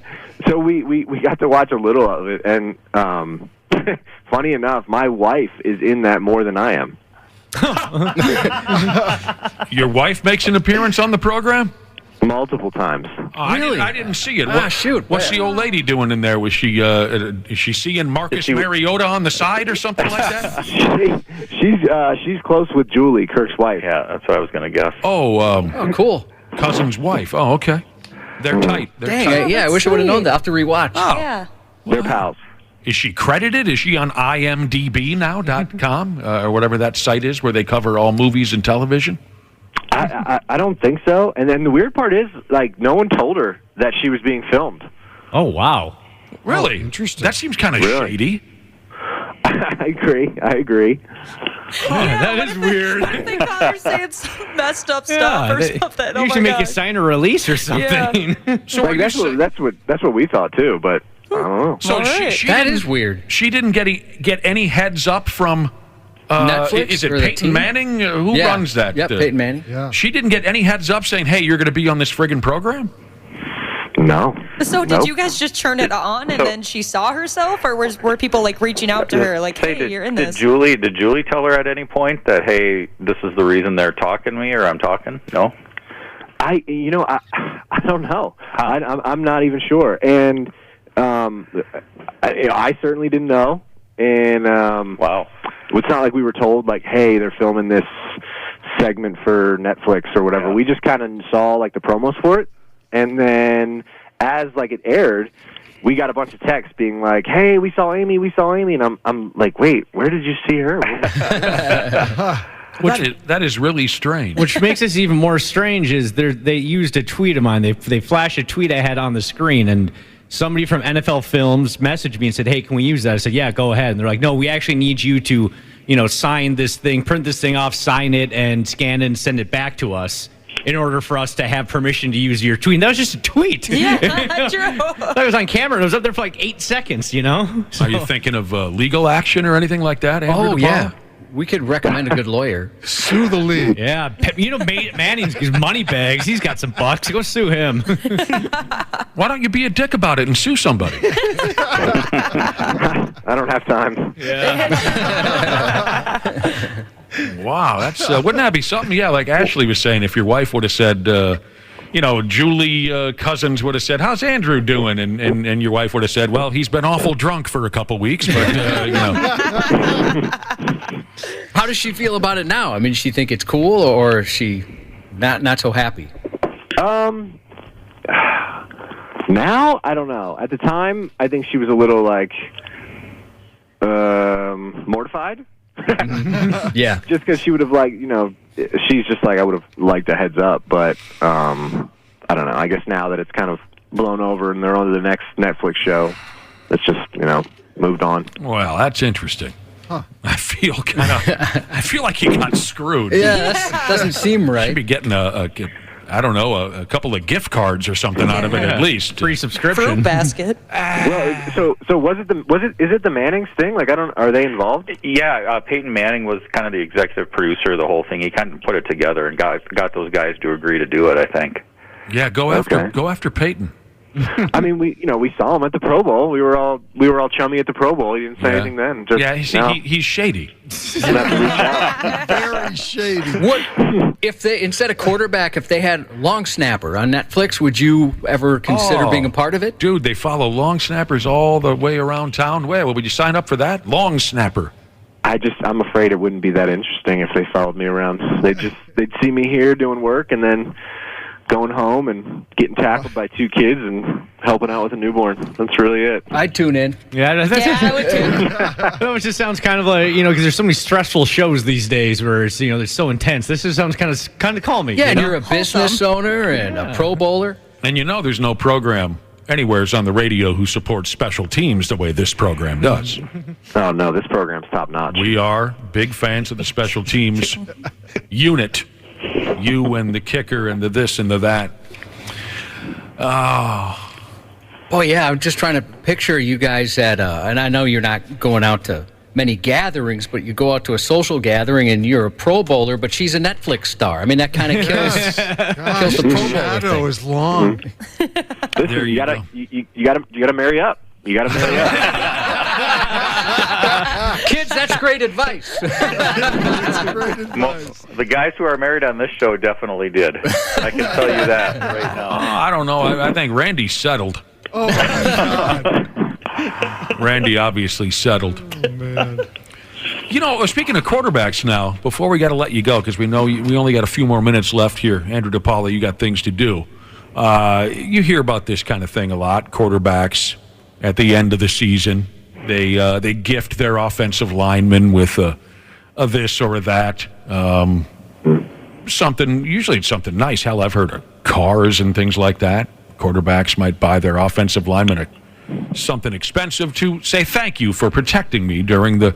So there you are. You ever been involved in something like that on the special teams, Andrew Depaola? Maybe your kicker rewards you at the end of the season for being terrific at your job. I mean, I know it's enough of a reward to go to the Pro Bowl and everything, but has your kicker ever said, "Look, if 80% of the time you hit the mark, hell, at the end of the season, I'll buy you a Segway or something like that." Yeah, so actually every year that Greg's been here, Greg buys the entire field goal unit gift at the end of the year. Wow. Oh, that's awesome. That's awesome. Mm-hmm. Yeah. Are you comfortable sharing? Yeah, would you feel impolite if you mentioned some of these prizes that he's presented you with?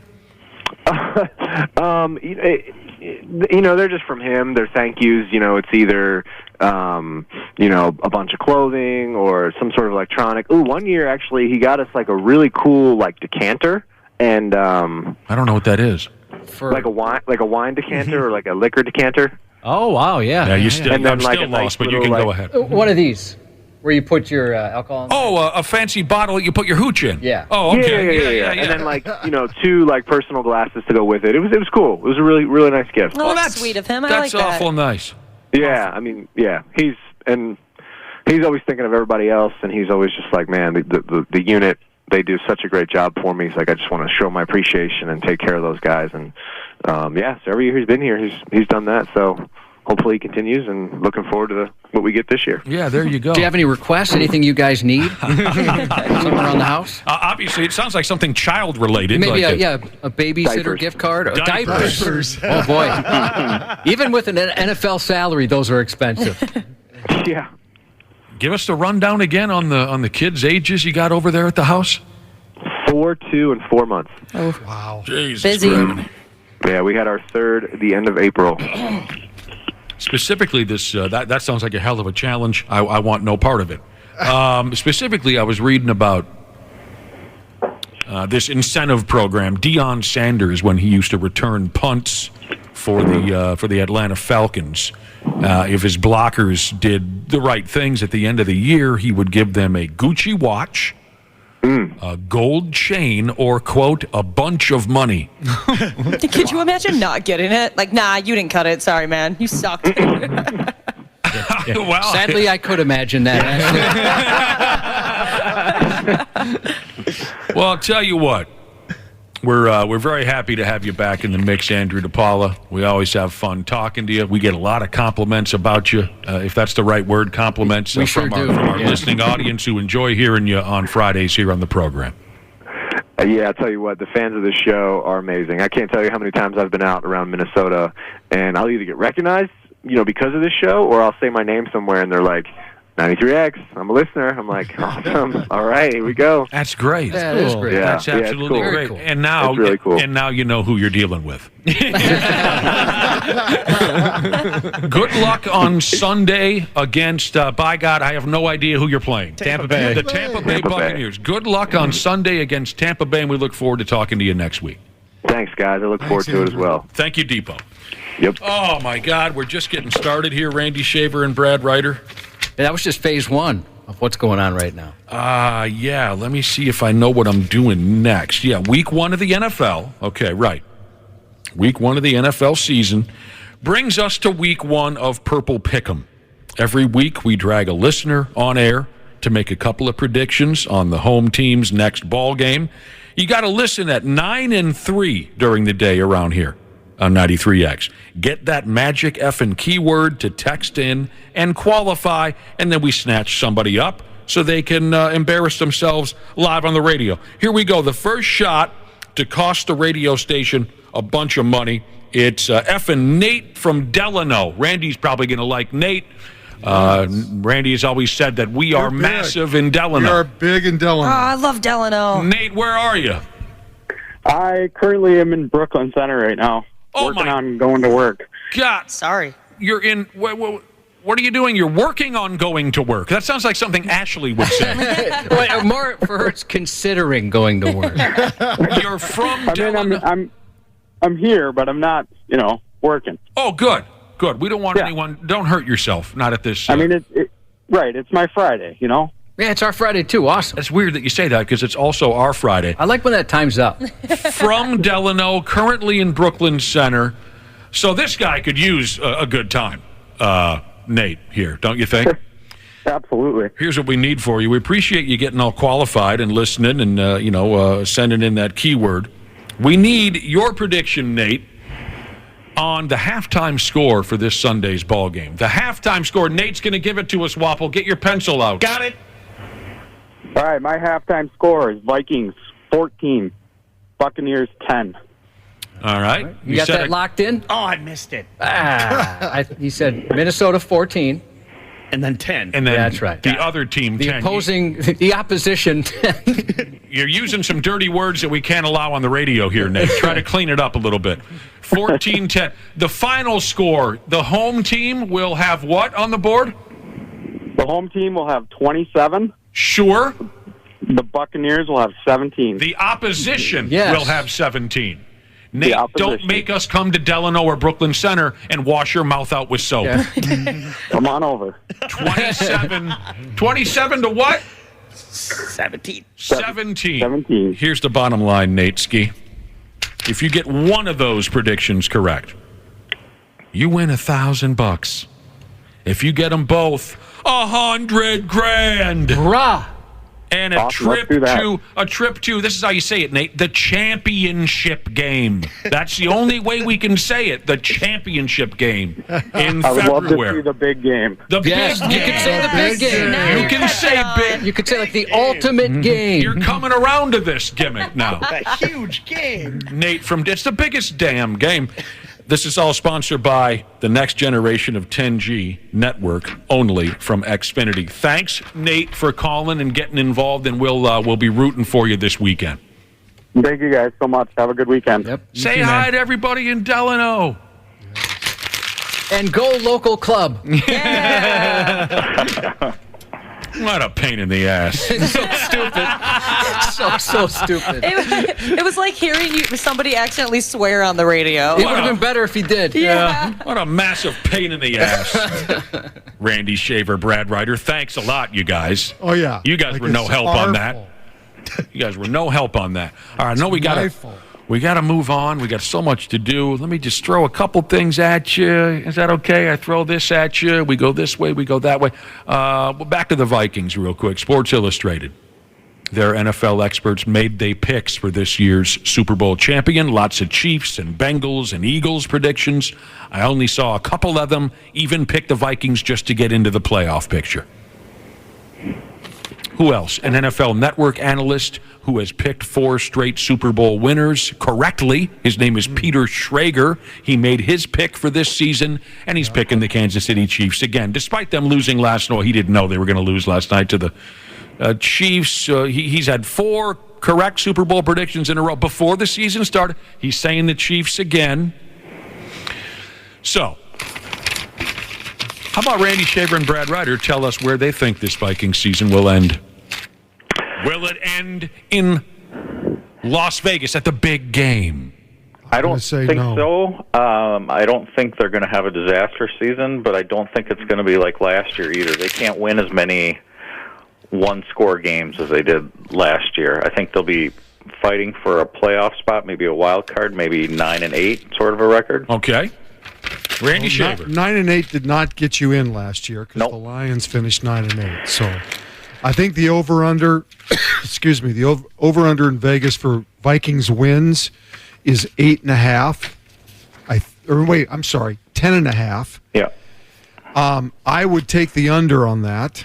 I agree. I think they're probably a little more than a 500 team, and things could shake one way or the other to improve or lessen that win total. I'm not a believer in their defense. Mm-hmm. No, even though Brian Flores, I think, will make a marked difference with how they scheme things. You still have to have players to make it all work. Their offense is pretty decent, but again, it's predicated on how healthy that offensive line can stay. And, of course, all of their star players, too. I mean, things can change in a heartbeat if somebody like Jefferson gets hurt or Cousins or whatever. But after watching the Lions last night, the Vikings are in trouble. The Lions are clearly, in my opinion, the team to beat in the division. Oh, my gosh. I'm telling you, last night, Dan Campbell set the tone when he faked a field goal or a punt rather, inside his own 20 in the first quarter, and just said, you know what, we're all out to win this game, to win this season, and they are tough. I mean, if that team stays healthy and they continue to play the way I saw them play last night, look out. That's after that happened to the announcers. That's what they said. They were like, that right there proves that they're going to do whatever it takes to win. Their mentality is, and the talent they have, and it's young talent. I mean, they have good young talent, but the thing they have the Vikings do not have that we just talked about is the up front. Their offensive and defensive lines are very, very good. And if their offensive line plays like they did last night and keeps that quarterback upright, again, that's one thing that's a big question mark here, because Kirk Cousins took more hits last year than any other quarterback in the league. Well, if that happens again this year, again, it's not going to be pretty. All right. I totally agree. I didn't watch much of the game. Listeners who did are texting in saying the Lions didn't look that effing good. Settle down. Oh, I am excited. Totally disagree. I'm excited, Randy Shaver, that you are all in on the Detroit Lions. But remember, a few months ago, he was all in on the Pittsburgh Pirates, everybody. It was. The Pittsburgh. Baseball's a little bit different. You're a little bit different, Wapple and Ashley said. I'm busting your balls, Randy. 160 games. I am excited as well for whatever is to come of the Detroit Lions. I just think the mentality that they have right now and watching how they played last night, look out. We got to get going real quick. On predictions for the Vikings season, Randy said, and I'm Brad. I'm going to say 9-8. Okay, you both said right around a 500 ball club. Fair enough. Hot Coco Sheezes has a prediction for where the Vikings will be. Her prediction, how the Vikings season will end. She says the season will end with tears and yanking it. Not necessarily in that order. I don't really know what that means, but you got a lot of heart. Hot Coco, she says. Our beloved Twins are at home this weekend against the Mets. We'll keep an eye on that. They gained half a game in the standings because the Guardians. Magic number is 16. 16. All right, Wapple, as Ozzy Osbourne says, let the madness begin.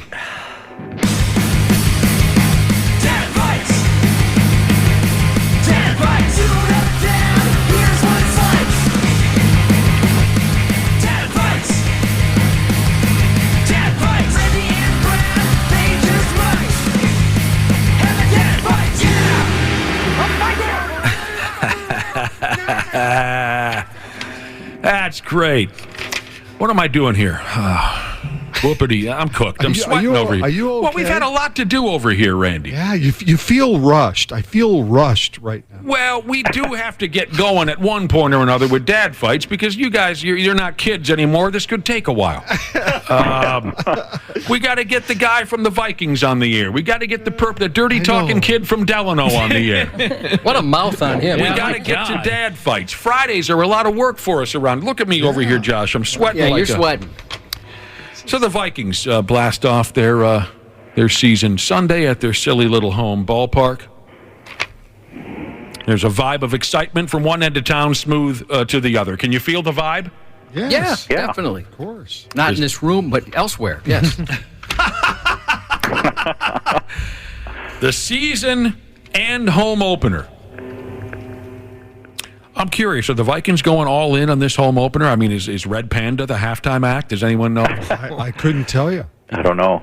It'd be tough to ride that bike on turf, but if anybody could do it, it'd be Red Panda. Yeah. Exactly. Today for Dad Fights 100 plus 42. Did I get the number correct? Yes. Mm-hmm. Today for Dad Fights 100 plus 42. How about we see how you fellas do with some questions involving past Vikings season openers?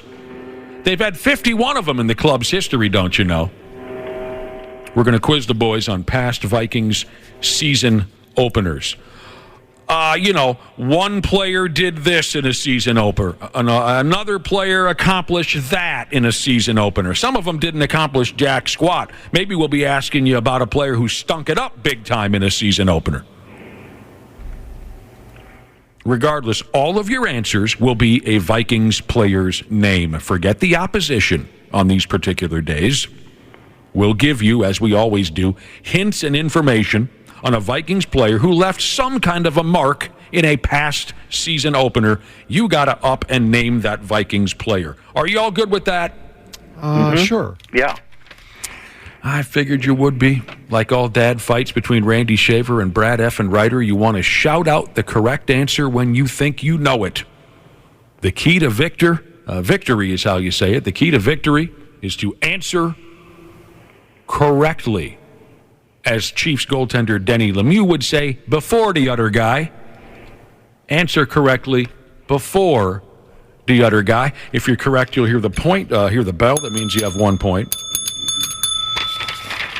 And for fun, since we're talking Vikings, if you're incorrect, you'll hear the sarcastic Skol Vikings guy. Skol Vikings! He loves that slogan.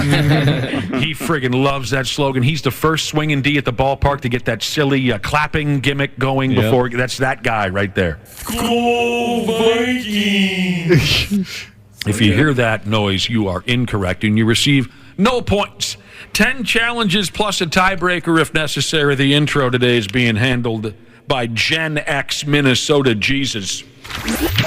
Good morning, brother and sisterhood. This is Gen X Minnesota Jesus, coming to you live from the straight 70s man cave in beautiful West St. Paul, Minnesota, conveniently located just south of St. Paul. That makes no sense. I'm the dad to two awesome, intelligent, athletic, and good-looking teenage boys who cost me about $500 a week in groceries.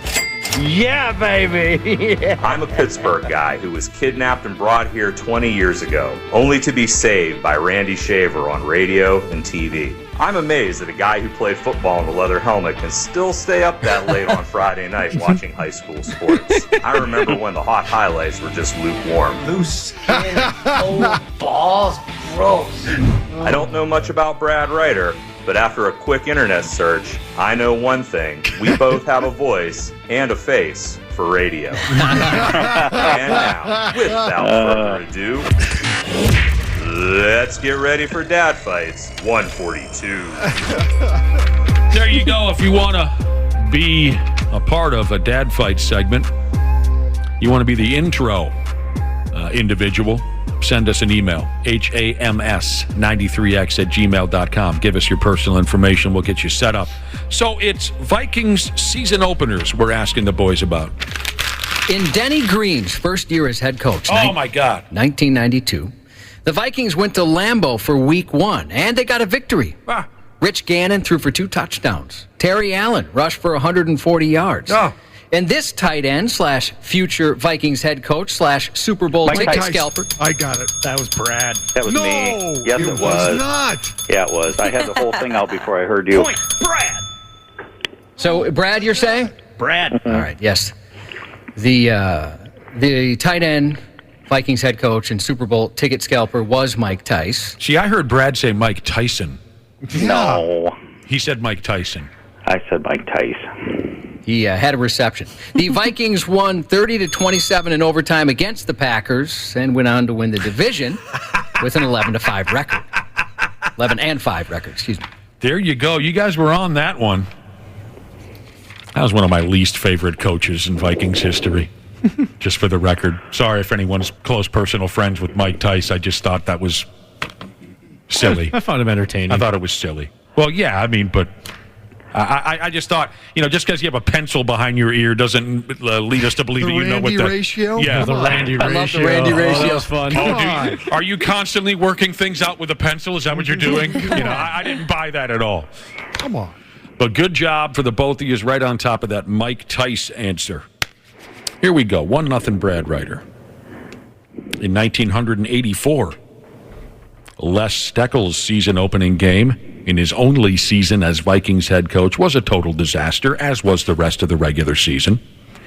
In the season opener, the only Vikings touchdown was scored by the defense when this all-time great Vikings safety picked up a fumble. Joey Browner. That was Randy. Picked up a fumble and went 61 yards for a score. Joey Browner. Yes, Randy.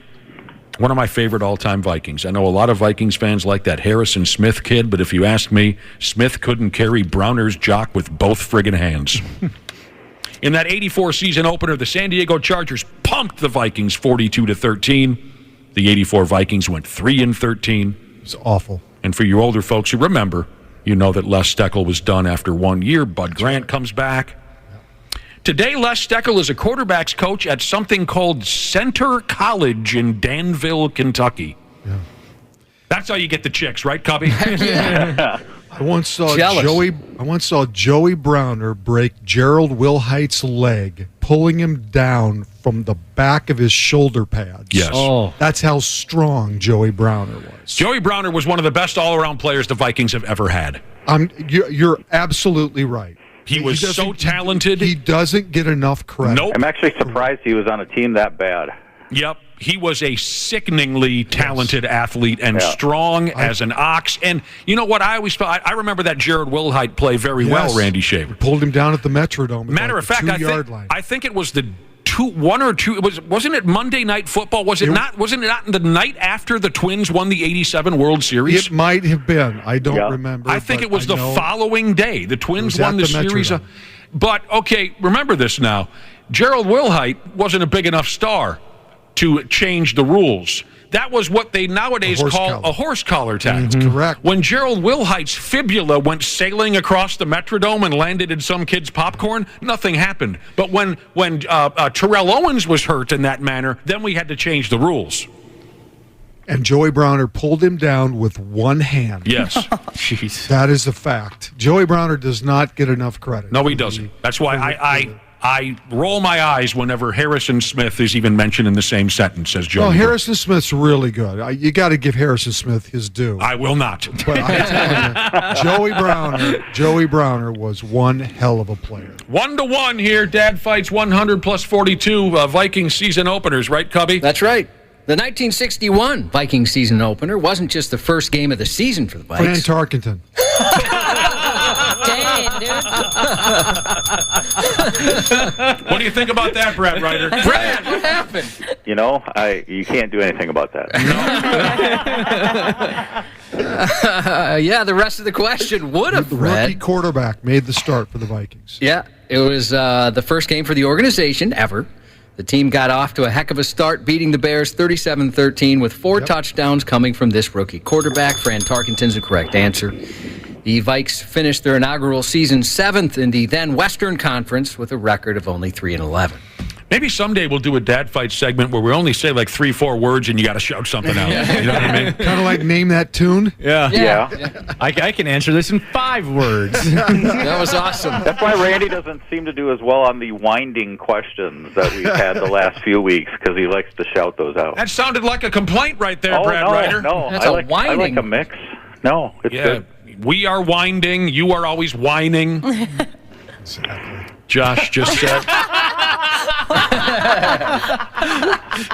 Newman. Exactly. 2-1 Randy. All right, here we go. In the 1969 season opener, the Vikings lost to the New York Giants, despite the Vikings kicker going 5 for 5 Fred on Cox. That's right, Brad Ryder, and the game is tied. Despite the kicker for the Vikings going 5 for 5 on field goals, 3 years later, the same kicker would go ahead and invent the damn Nerf football. Fred Cox, yes, the late Fred Cox. While he was kicking footballs for a living, he also got a chiropractic degree. A lot of folks in Buffalo will mention that Fred had a, what do they call it in the business, and a service, an office, practice, thank you, in Buffalo. And then when the Nerf thing took off, he made his effing fortune. What a great story. What a great life that man led. That's cool. Yeah. Fred F. me running and Cox. He was that straight-ahead kicker. He was one of the, the last of the straight-ahead kickers. Well, not the last. I mean, Rick Danmeyer was one right after him. We can safely say Rick Danmeyer because he's not involved in this contest, but Rick Danmeyer also was a straight ahead. So then after Danmeyer. Right. You're talking like in the early 80s they started to change to the soccer style? Yeah. 2-2 is the score. You could just say the year, and each one of us takes a guess. Let's save that for another. We did a lot of work on this, Brad. We'll save that for another time. Really, we could honestly do that sometime. That would be fun. And feel free to do it. Why not? The key is to answer correctly first, so let her ride. The 2009 season featured something nobody ever dreamed they'd see. Longtime nemesis Brett Favre in a Vikings jersey.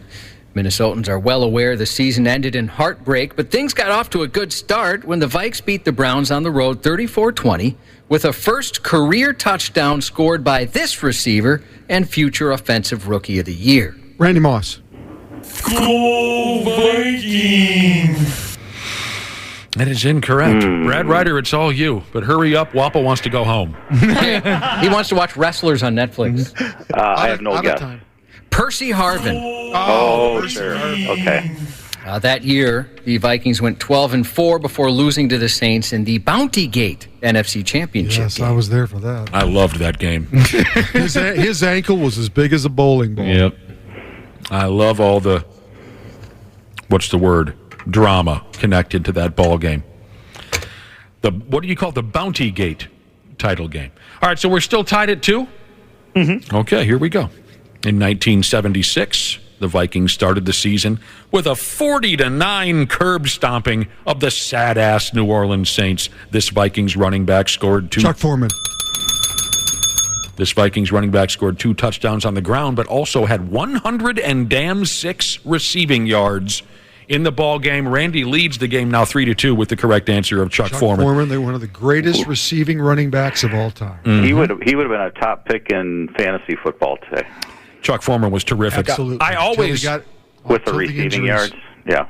I always enjoy hearing stories about how coming from the University of Miami, Chuck Foreman wasn't exactly thrilled to be drafted by the Vikings because of the cold weather. Right. And he knew that Bud Grant didn't care too much about how comfortable his players were or were not on the sidelines during cold weather games. Well, but what changed his mind was Jerry Burns, because Jerry Burns is the one that actually created the West Coast offense by throwing the ball to running backs. Mm-hmm. Jerry Burns changed the game. That's what made Chuck so valuable. Yep. 3-2 Randy. The legendary, or some may say notorious, 1998 Vikings season started strong in Week 1 when Minnesota put a Randy Moss. Go Vikings! Boy, Randy Moss not working for you today, Randy. Maybe he'll be in there somewhere. Put a 37-1 whooping on Tampa Bay at the Dome with 4 touchdown passes coming from this quarterback. Randall Cunningham. Oh, no, it's Culpepper. Hit it again. Hit it again. No. Brad Johnson. Brad Johnson. Wow. That's right. He was the starter for a while. What started as a hobby during the pandemic morphed into Brad Johnson now spending hours a day stringing together trick shots on TikTok as Big Bad Brad 14. Apparently, he's become very popular on TikTok. He's really good at that he's stuff. crazy. It's really fun to watch. And he's different, unlike some other TikTok artists who make some videos that go viral with trick shots. He isn't trying to make a single shot, but a string of them. So he might throw a football right-handed to make a full-court shot, but then he'll match with his left hand, or in rapid-fire succession, he'll punt a football, kick a field goal, and throw a pass that knocks his punt out of the air. Fun. Yeah. Just got a text that says, "State of football, my ass." A lot of folks do forget that Brad Johnson was the starter to begin that season, but then he got hurt. And here comes the greatest quarterback in Viking history, Randall Cunningham. Yeah. Still a score of 3-2 Randy, because neither of the boys could pounce on that one. We move on to challenge number 8 here in Dad Fights 100 plus 42 on the topic of Vikings season openers. The 2000+11 season started with a loss to the San Diego Chargers, and it wasn't pretty for the Vikings passing game. The Vikings starting quarterback, a former Orange, looked more like a big fat lemon when he went 7 for 15 for 39 yards passing. Donovan McNabb. That's right, Brad Ryder. 7 for 15 for 39 yards passing and 1 interception. God help us. I think I could go out there and go 7 for 15 for 30. Brad Ryder's correct with Donovan McNabb, and we're tied. Just for the record, my homeboy Philip By God Rivers in that ball game threw for 335 yards. And remember, this was a few years before the NFL was turned into flag football. Phil Rivers was a cold-blooded, Bible-humping pimp is what he was. 3-3. 8 weeks before Jerry Burns famously declared in 1989, the offensive struggles and Week 9's win over the Rams was not Bob Schnelker's fault. The Vikings opened the season. The Vikings opened the season with a 38-7 win over the Oilers, with this quarterback throwing a pair of touchdown passes. Rich Gannon. Go Vikings! Culpepper. What? I don't know. Culpepper was a third grader with I this. know. I drew a complete blank. Oh, Wade Wilson, I bet, wasn't it? Wade Wilson is the correct answer. Oh, dang. The starting quarterback for the Oilers, future Viking Warren Moon. Oh! Man, I love those old Oilers teams of the late 80s into the early 90s with Warren Moon and Haywood Jeffries and, by God, who else? Marco Duncan? What was his name? Mariano Duncan? The run and shoot? Webster Slaughter, I think. But anyway. Oh my God. Ernest Gibbons was one. We're still tied at 3. Mm-hmm. Still tied at 3. You guys couldn't pounce on Wade Wilson. Oh, my fault. Yep. All right, here we go. This one could end it. This could end it. 1981 was the last regular season the Vikings played at the old Metropolitan Stadium, but they opened the 81 schedule in Tampa, Florida, where they lost to the Buccaneers. That game was the last season in a Vikings uniform for this all-time great right tackle, who the Vikings... Steve Irwin. Go Vikings! That's incorrect. I'll finish the question for Randy Shaver. That game was the last season opener in a Vikings uniform for this all-time great right tackle, who the Vikings drafted first overall in the 1968 NFL Draft. All-time great... Time. Shut up. You're going to kick yourself in the ass, Randy. Ron Yeri. Waffle. Shut up, Brad. God help us. You always got to show that you... But that is correct. Oh, dang it. Ron Yeri. Yeah, I couldn't think of his name.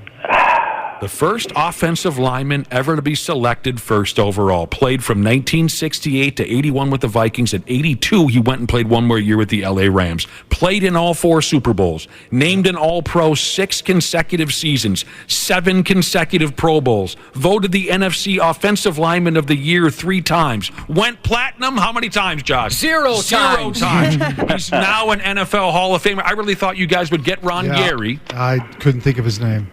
But instead, we go to a tiebreaker. I like it when it gets to a tiebreaker. Yeah. Same. Tiebreaker.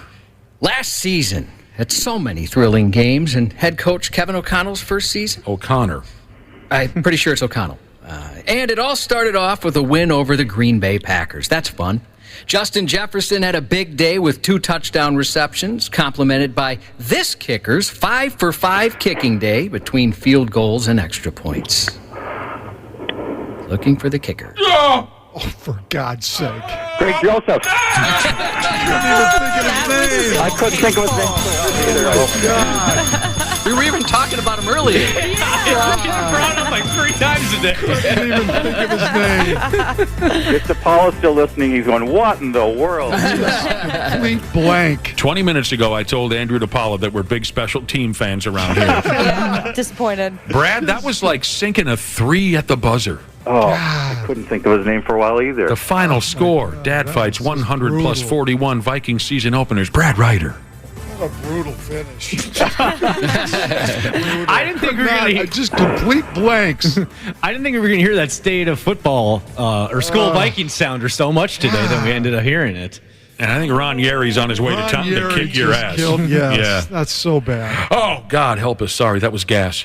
You guys, that was an exciting edition of Dad Fights. Have fun watching the game on Sunday there, boys. Yeah. Fun. And we'll talk to both of you on Monday morning. All right. I was going to say one last thing about the game on Sunday. An odds came out of the quarterback who's going to get pulled from his starting position.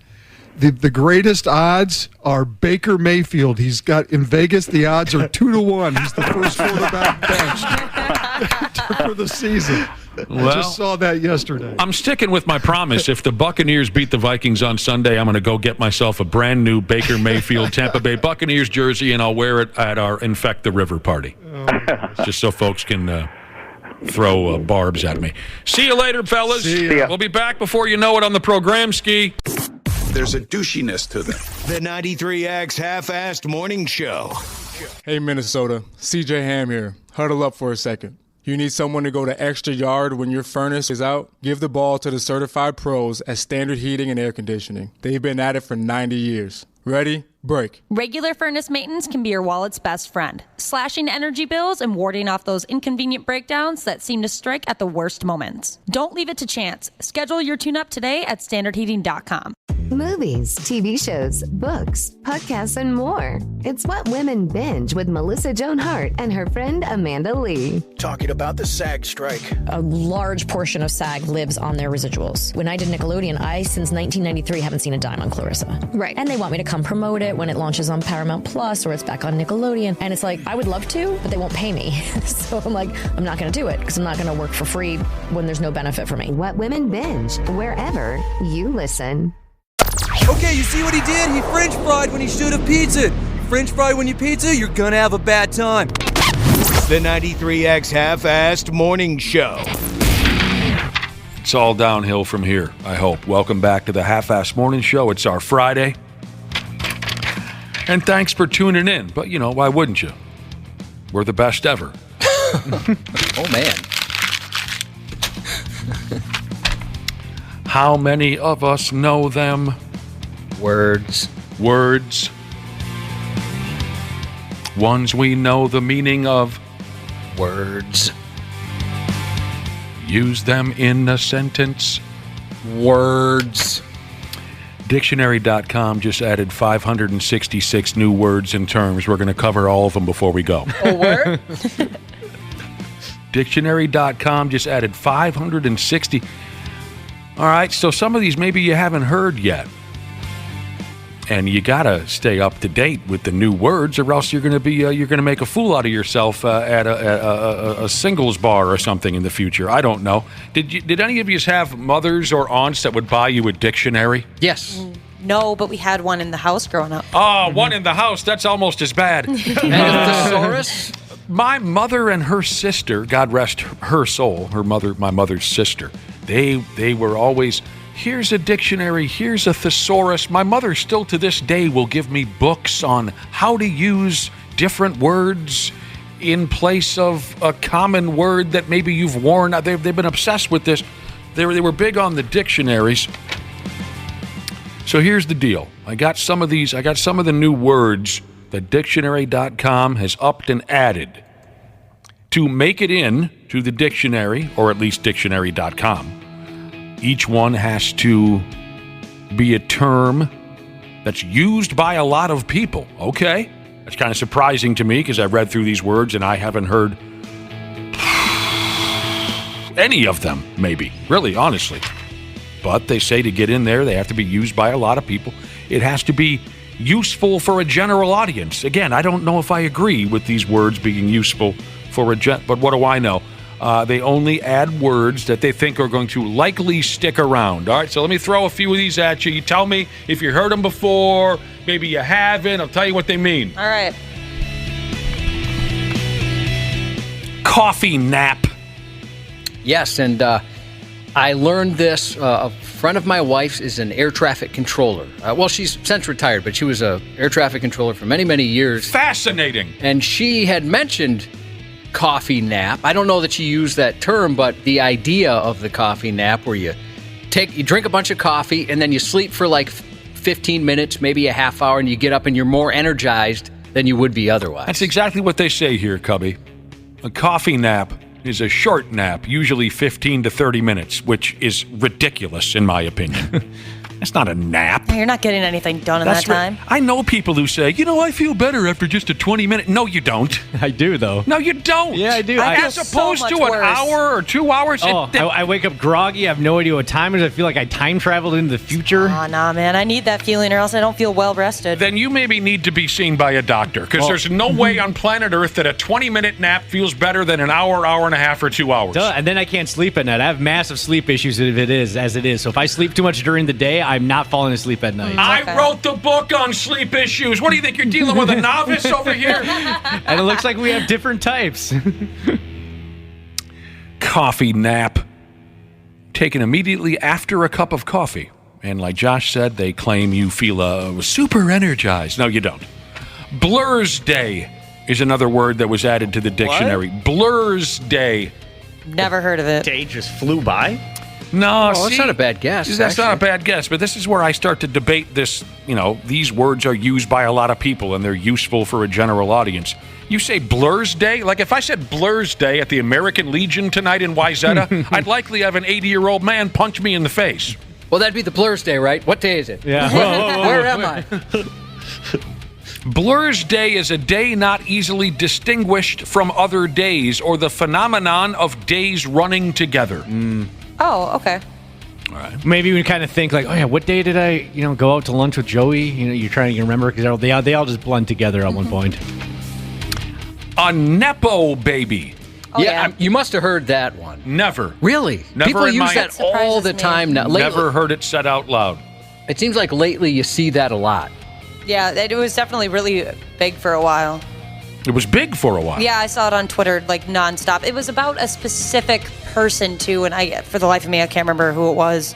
It says here, a Nepo baby, in case you're like me and you're in the dark, is a celebrity with a parent who is also famous, especially one whose industry connections are perceived as essential to their success. Oh, I am now remembering who it is that when I first heard Nepo Baby, when people were talking about Hailey Baldwin, now Hailey Bieber, Justin Bieber's wife. Yeah, people think that she's just a huge Nepo baby. One of those big fancy magazines like 6-7 months ago really made this term blow up because they did some big cover feature where they showed drawn pictures of all like the famous kids who are now adults, obviously, but they're adult heads on baby bodies with the title Nepo babies. Oh, see, I missed that article because I was in the middle of a really satisfying 11-minute nap. That's what, and oh God, I felt so. The news cycle just blew right by you. Yeah. Okay. Hailey Baldwin is the daughter of who? Is it Daniel Baldwin or one of the? One of the Baldwin. Stephen Baldwin. And now she's a famous actress or something? She was a model. A model. Yeah, but she's not, like, she was criticized for actually not being a good model at all. Okay, she's not even good at modeling. That's the word on the street. Okay, the word on the... I get it. So someone who's gained fame, and folks' general opinion is they've only gained that fame because of their parents' larger fame. Yep. Can you think of anybody off the top of your mind, Josh? A Nepo baby where you go, for Christ's sake, they're only in the business because Dad did and Mom did.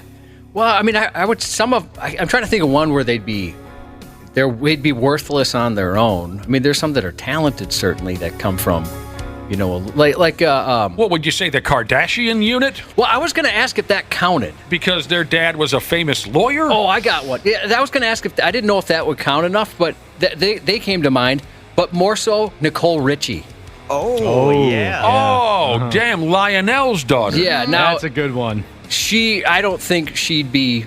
I mean, nobody's really talked about her in a while. I don't think, unless there's something I'm missing. She was huge for a while. Her and Paris Hilton certainly. So maybe that would be the one that comes to mind for me the most. Okay. Where I don't really know what she accomplished on her own. Right.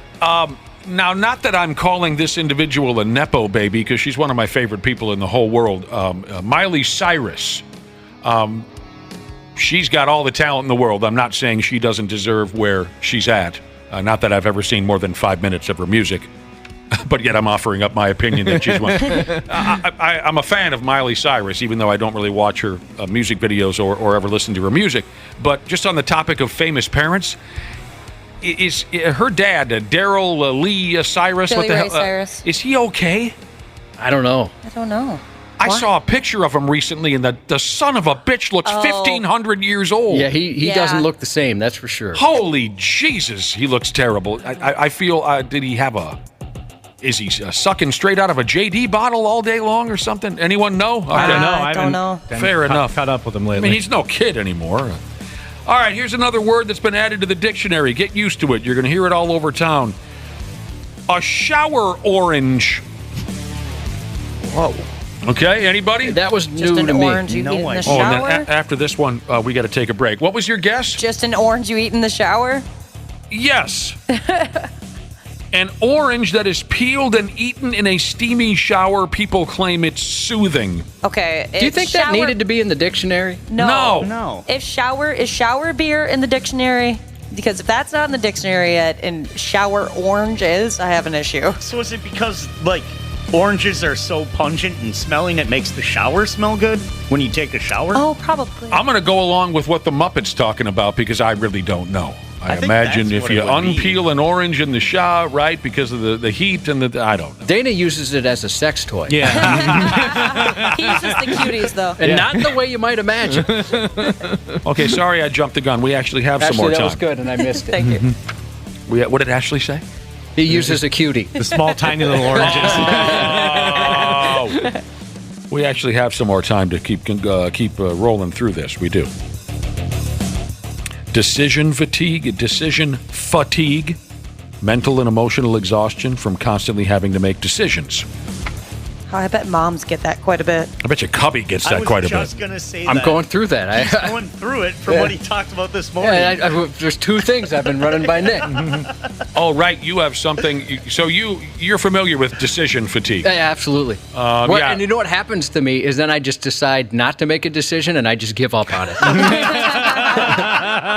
That's happened so many times, like stuff that needs to be done around the house or whatever. I'll do all the research, I'll think about it a ton, and then decide, you know what, F it, I'm not doing any of them. You're being tortured right now by an event that your buddies from high school want you to go to this weekend, but you don't know if you want to go, and it's tearing you apart. Yeah, it's that, and then I'm deciding if I want to get a different vehicle or not.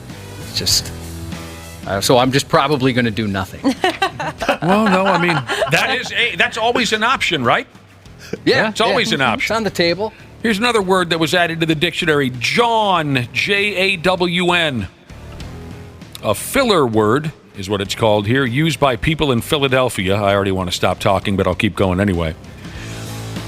Because I don't like people in Philadelphia. Never did. A filler word used by people in Philadelphia when they can't think of the name of something. Like, hey, can you hand me that John over there? Oh. All right?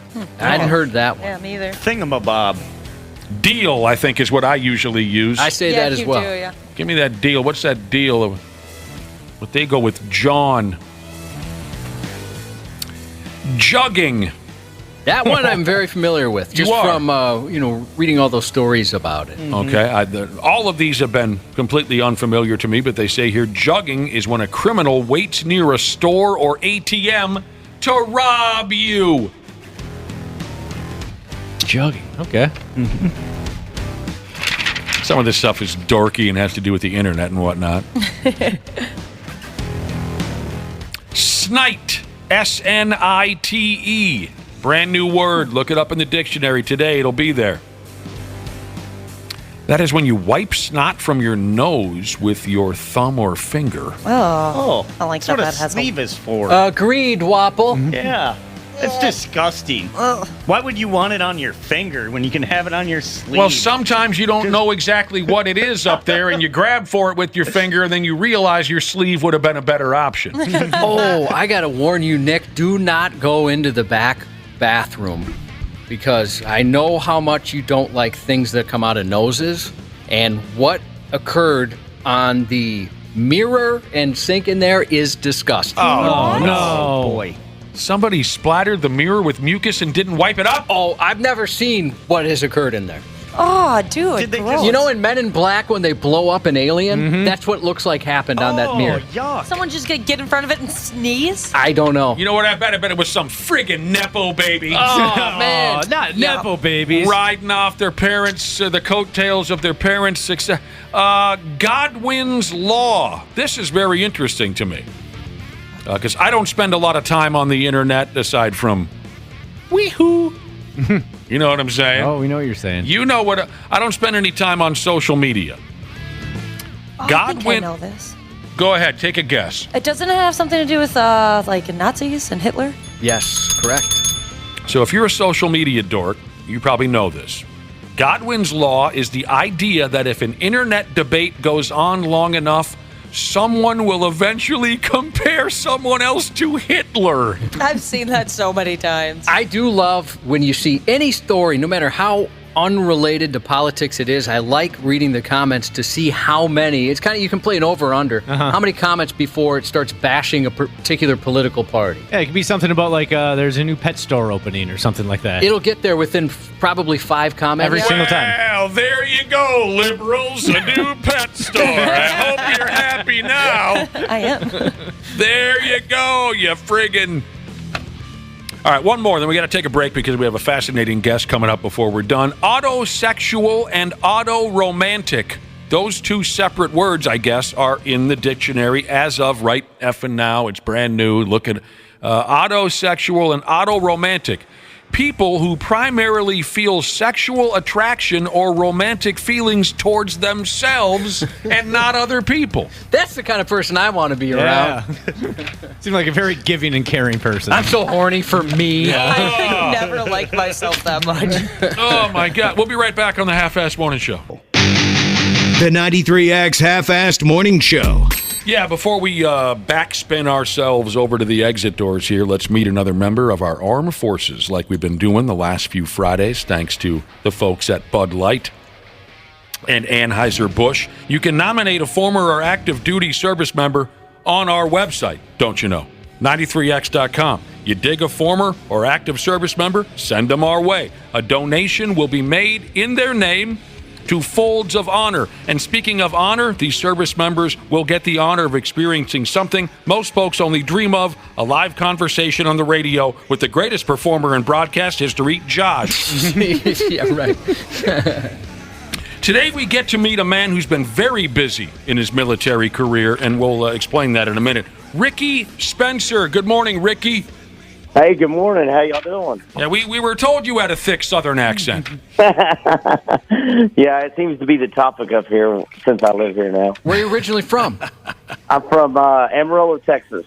I'll be damned. Oh, I love it. Ricky from Amarillo, Texas. And I mentioned how busy you've been in your military career, served in both the Marines and the Army. Explain that to us. How did that come about? Well, you know, I was a young kid just wanting to get out of a small town, and I went into the Marine Corps and stationed out in California and everything, and loved it.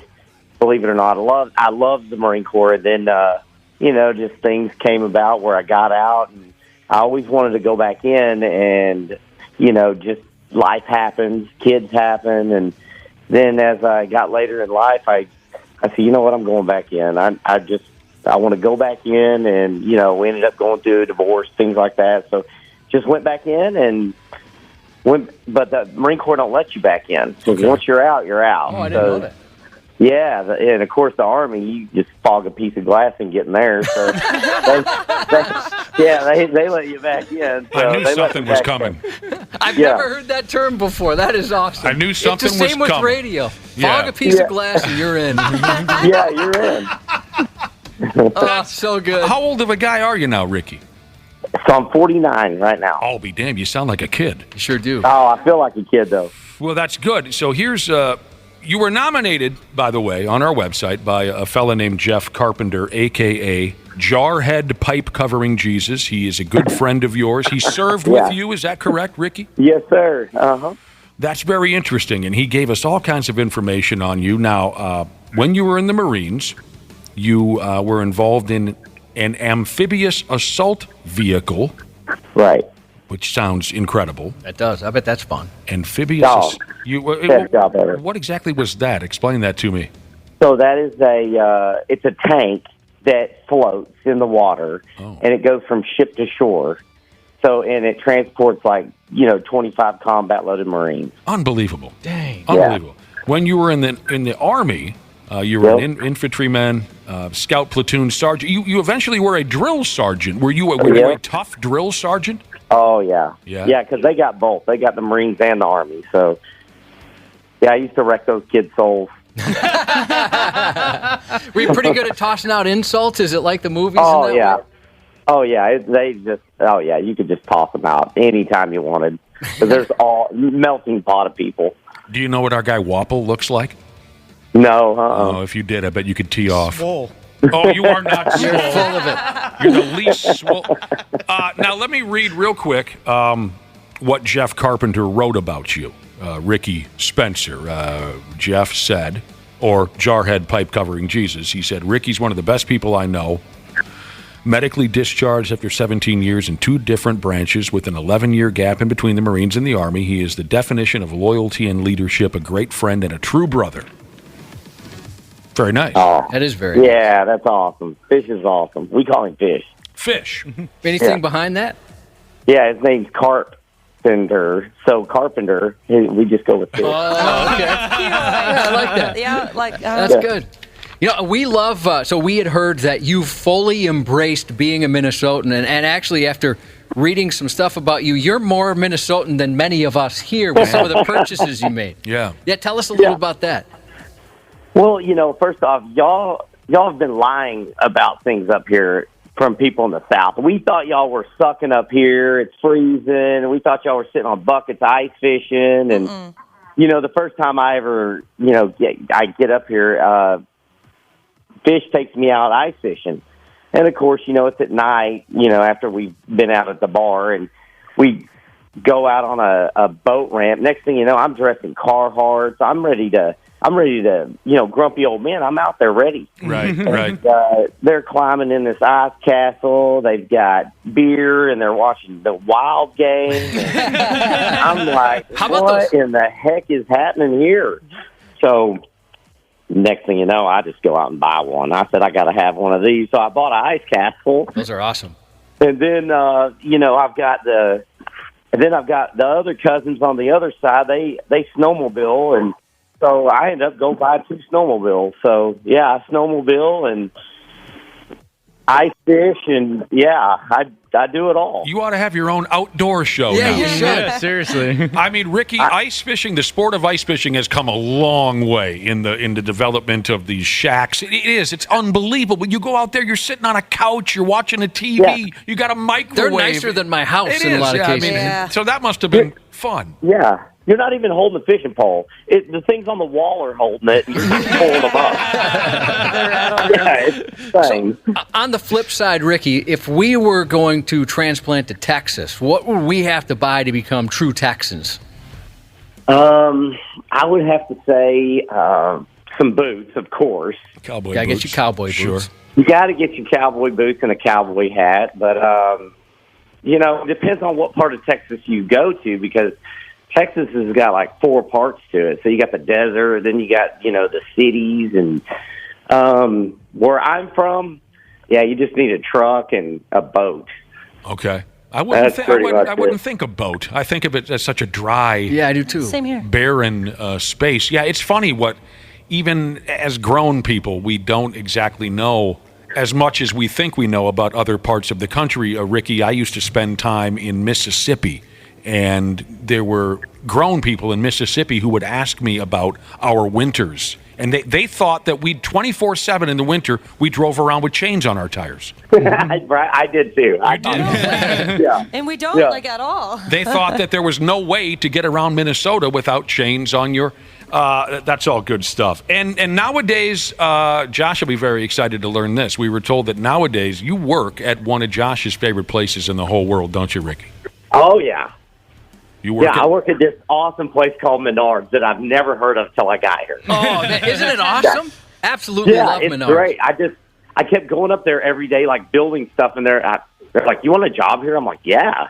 So I just went to work there part-time and for a little beer money, and yeah, I'm having a good time there. That's great. Yeah, I mention it all the time. One of my all-time favorite stores. I love the commercials. I love the jingles. Mm-hmm. Yes. He does. Yeah. Ricky, there are 5-day work weeks around here where 4 of the days Josh will be wearing something he bought at Menards. Yep, that's true. Absolutely Without true. a doubt. Well, you certainly are an interesting guy, and you have a terrific story, Ricky. You were certainly deserving of the donation to Folds of Honor in your name, and you were certainly worthy of a little chit-chat here on the program. So we appreciate your time. Well, I sure appreciate you guys. Maybe we'll run into you at Menards sometime. Yeah, I hope so. Hey, Cottage Grove Menards, that's where I'm at. If not, I'll be with the half-ass village race team going across the high plains of Minnesota here on snowmobiles. So Are you guys really the half-ass race team? Yeah, that's what we call it. Yeah. That's awesome. That's a beautiful thing. You've finally given me a reason to go to Cottage Grove. Yeah, there you go. Thank you, Ricky. Hey, y'all have a great one. Yeah, Absolutely. You too. Thank you. Have Nice a great meeting one. you. And again, thanks to Bud Light and Anheuser-Busch. Yeah, very cool. And we will be sending a cease and desist letter to them for that name. This text from the Luther Bloomington Kia text line reads, shout out to all the guys at AVR. Today's my last day after 10 and a half years. Great bunch of guys that can go F themselves. That's from formerly Tucker the Trucker Jesus, now leaning on a shovel Jesus. Ass Man's Grass Man Jesus, looking for a shout out to his son Thorin, 6-month-old tomorrow. Happy 30th on Sunday to Silver Mullet Jesus. Happy 11th anniversary to Centerless Grinding Jesus from X-Hotel Jesus, regular texter. Sending congratulations on their first house to Hey Dana Chelsea Sucks Jesus and his lady. Is Chelsea your team? Yeah. Shout out to All Sack No Shaft Jesus, finishing 45 days of treatment at the VA. That's from your bro hanging below the knees Jesus, who said he's proud of you. PTSD is a bitch. You're my hero, but you still have a tiny wiener. That's his words. His words, not mine. And a big word life to all the window washers out there from High Rise Gamer Jesus. The 93X Half-Ass Morning Show. 93. The 93X Half-Ass Morning Show podcast is sponsored by Standard Heating and Air Conditioning. New episodes drop each weekday. If your podcast platform has ratings, go ahead and give us 5 stars and maybe give our enemies 1. Thanks, and here's a word from our sponsor. Regular furnace maintenance can be your wallet's best friend, slashing energy bills and warding off those inconvenient breakdowns that seem to strike at the worst moments. Don't leave it to chance. Schedule your tune-up today at standardheating.com.